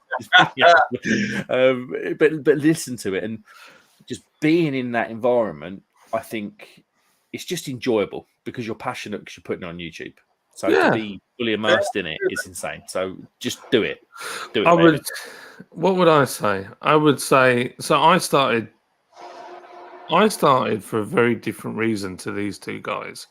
I started because I own a brewery, and it was me and my best mate Al that thought it'd be a good fun to just make some silly videos and just have a go and see what it was like. And then we did. If you go back to the channel and look at the first few videos, they're quite good. They're quite watchable, but they're just silly. And then I didn't do anything with the channel really because we just couldn't meet up to make any media. I had small kids, he had small kids, so it just didn't work. So anyway, then lockdown came. I'm like, well, how do I sell my beer? No one knows we exist. So I dug out the YouTube channel, and me and my wife started making quizzes on a Thursday night just to keep people entertained. And at the same time, do you want to buy some beer? And people bought beer and kept us busy all the way through. We made enough. We didn't make any money out of YouTube, but we made enough money out of sales from people buying beer to keep the brewery afloat. And really, that's what it was all about. But like now, I'll be honest with you, I don't need YouTube like I used to need it. But I do it because I enjoy it. So I have some other little side projects. I've got some other channels. I've got one called RGB Addict Reviews. So these guys will tell you, I'm terrible. I'm addicted to buying tech. So I'll buy tech and I'll try things and I'll mess around with it. Like tonight, this is the first time I've ever tried to use my Chromebook, it's just a basic Asus Chromebook which folds out into a tablet and it's touchscreen. But I've just connected this Fifine mic that was sent to me, and I've connected a Logitech StreamCam. Now I can't adjust the colors and stuff, but I can adjust the colors in the room, and actually it looks all right. But I've messed around with all sorts of stuff, and like the camera that Mark's got. How much was that camera, Mark? It was like, well, I don't know. You bought it. Yeah, it wasn't a lot of money. It was next to nothing. We're talking like 30 quid. Was it even 30 quid? I don't even think it was that. I think it was less than £20. They've really like. There's a lot of tech out there that people don't realize if you use the right software, you can make it work really well. And I would just encourage you that just go on with the basics. You don't need all the gear. You can just go on with your phone and start making videos. You can dress the room so it looks good on the screen with your phone, and then take it from there. And if you look at my early videos, they're nowhere near as good as like some of the ones I've done more recently, but that's because you learn as you go along. And I would say, don't wait until you bought all the equipment. Just go at it, get out there, start making stuff, start creating and having fun with it. And the only other thing I would say is, I think if you go on YouTube, you've got to be thick-skinned as well, because there's always, like, we're all fairly positive people, but there's still, unfortunately, YouTube attracts people that are not that way, and they thrive on negativity. So people are going to say stuff about you. You're putting yourself out there. They're going to get upset. That's just how life is, unfortunately. But just crack on and enjoy it, and don't take any notice, and just keep building and having fun. And if you keep doing that, you'll be fine. And I would say, David, just go for it. And if you want any advice, go on to RGB Addicts. That's my other channel. RGB Addict Reviews. If you go on there, there's loads of stuff. I've reviewed loads of microphones. Some of them are like super cheap, 12 quidders, cheap webcams, all sorts of stuff. You can get set up and running very, very cheap. I think, John, what was this mic with the boom? 70 quid? Yeah, with the boom, 70 quid. But you could have bought it without the boom for 30 quid. Yeah, so it wouldn't have necessarily been in shot on a boom, but you could have had it on a stand in front of you. Yeah. So there's, you can have it in a different way. You don't have to spend that much. No, you don't have to spend a lot of money at all. These mics are excellent. And, for David that's watching and has made that comment. So, I moved from a corner in the bedroom to a corner in the kitchen. Then we moved house, where I managed to have this fantastic beer shed, pub shed, whatever you want to call it. The lighting in here still isn't fantastic. I still have issues with the lighting in here, but it's perfectly functional. And for when I do beer reviews, I'm no expert on editing videos. In fact, I don't edit videos. I press the button and I go for it. So if I get it wrong in the first 5 minutes, I have to start again because I can't edit it. So I start again. But in terms of mics, one of the mic that I still use when I do my beer reviews is just this cheap lapel mic that I got off Amazon for £10, and I still use it. And it works perfectly fine. So you don't need to spend a lot of money. You don't need to worry about spending lots of money on editing software, having the greatest laptop. All my beer reviews are done off my phone. Would I like to be able to produce a better production? Yes, I would. But then I think none of my videos are ever more than 10 minutes. So I can do it all off my phone, and phones are so good. So if that's a concern for you, David, don't worry about it. If you've got a decent smartphone, crack on. Use your smartphone. Go for it. If you want to buy a mic to give a bit better sound quality, a lapel mic from Amazon for £10 that I've been using for almost 2 years, works fine. So much so that people comment that they can hear me gulping. Yeah, I heard it in the last video. Yeah. And it used to be up here. Now it's not up here. I just have it on the desk because I worked out it still picks up good quality just being on the bar. So just give it a go, David, and I'll support you. We'll all support you. It's a great place to be. I agree with Mark. If you're thinking about coming into it to earn loads of money, you won't. That's a fact. You're not going to. But if you enjoy it and you enjoy the love of beer, then get on it, mate. Yeah, crack on. The doors it opens. The doors it opens are insane. They're not doors for like any, I don't know, get any real gain. It's just for your hobby, for your passion. We went to Beerex, and John's introducing me to SSV, and we're standing there drinking double IPAs out of their fridge and chatting with those guys. Then we're talking to at Brew London. But it works the other way. So I'm introducing Dom to Damien from Emperor's Brewery, and we're chatting around, and it's just the doors it opens are insane. Absolutely. And probably one thing I would say is, like, don't worry about your style. Like, you do your style. Like, I think Simon is the benchmark, whether people like it or not. He's the guy. He's the OG guy. So everyone kind of looks at him. That's why to be honest with you, that's why I set up in my kitchen. So I did it slightly different. And if you look at my early videos, I've got all the beer cans on top of on the shelves and stuff. But then you quickly learn to pick up your own style, and it has to work for you, YouTube. Like, YouTube wouldn't work for me if I had lots of cuts and chops and things. If it was too edit heavy, I couldn't do YouTube. It would take too much of my time. And like Chris, I do it all in one take. I put the camera on, I introduce a video. Sometimes I naff up the introduction, but after that, and once the can's cracked, that's it. Unless the GoPro has a fart, and then. but yeah, go for it, David. Please. Yeah. Yeah, go for it. And I agree. I agree with what Mark said. I agree with what John said.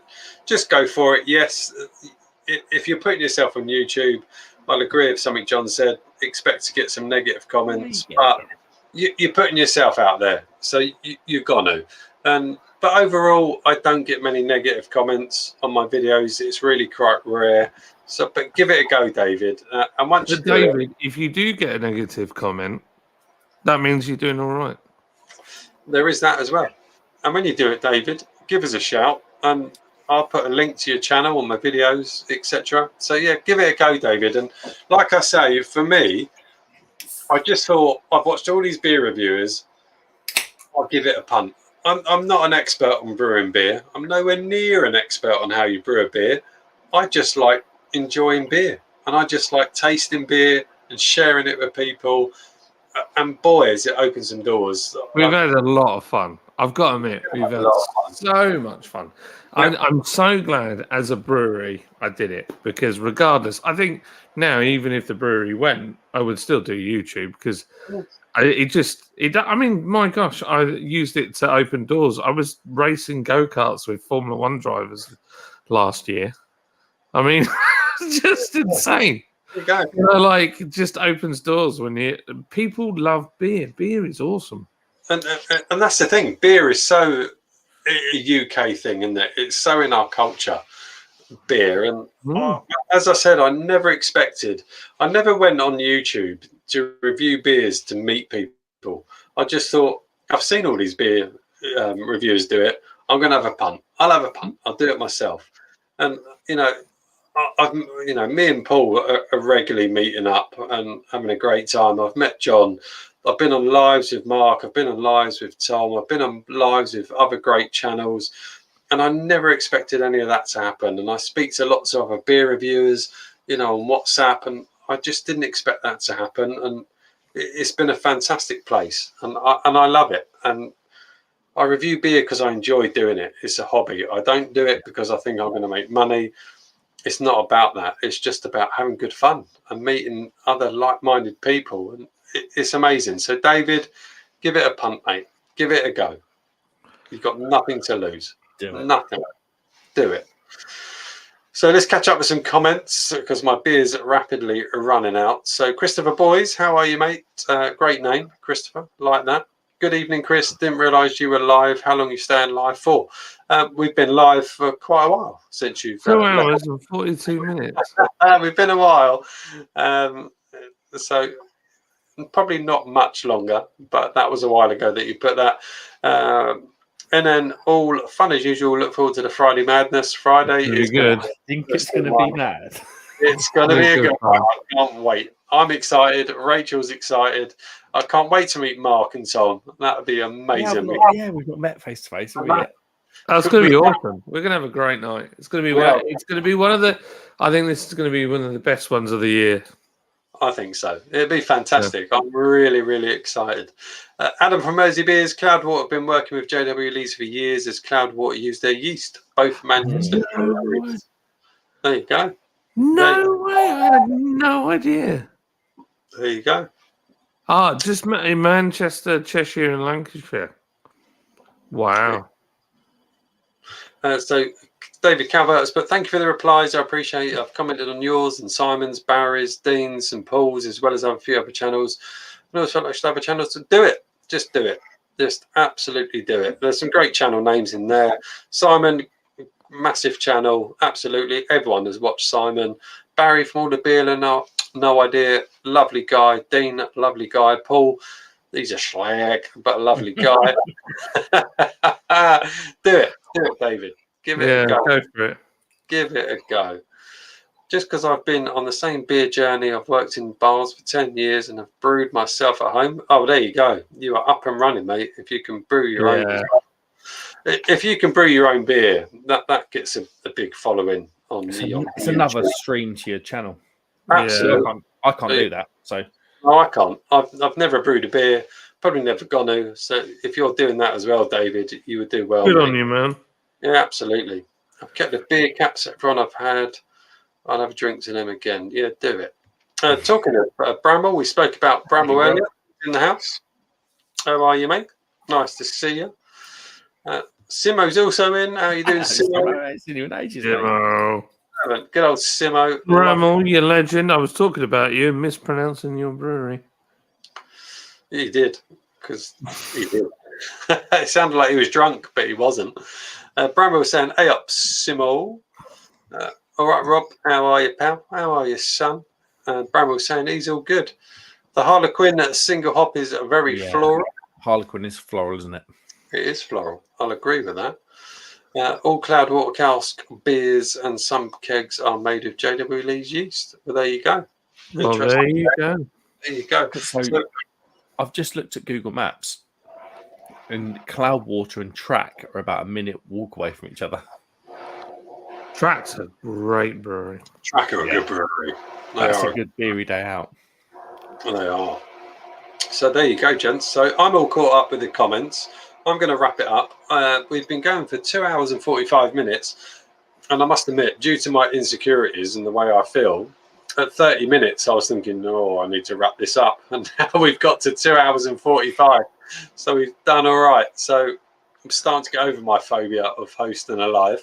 You've So, done great, mate. You've done great. Well, yeah, I do have issues with it, but we've done all right. We've got to 2 hours 45. I'm happy. So I'm going to wrap it up there. I am going to do a true Tom from the Crummy Beard channel of going around the room and giving everyone a full screen. I'm going to start with Mark. Go for it, Mark. Say whatever you need to say. thanks very much for watching, guys. If you don't subscribe to Chris's Beer Reviews, make sure you hit that subscribe button. I'm Mark from the Craft Beer Hub. Yeah, thanks for coming in. Appreciate it. Oh, let me press the exit solo. Let me just jump to John. Let's give you the whole screen, John. Not Hello, that you you did. saucy devils. Don't forget to give it a cheeky like on the old thumbs up and subscribe to Chris's Beer Reviews. My name's John, and I have a channel called Lord's Brewing Company, and I make some beer. Some beer. Sometimes. Occasionally, someone likes it.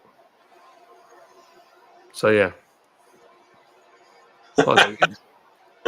There you go. Thank you, everyone, for watching. I do appreciate it. Thank you very much for joining us. Thank you very much for Mark. Thank you very much for Tom, who joined earlier. Thank you very much for John. You're all legends. I love you all. Thank you very much for watching, and I'll see you soon in about 9 months' time, and I'll do my next live. No, you're not. You're doing one on Friday. Cheers, all. Love you all. Thank you so much for watching. Bye now. Thanks, guys.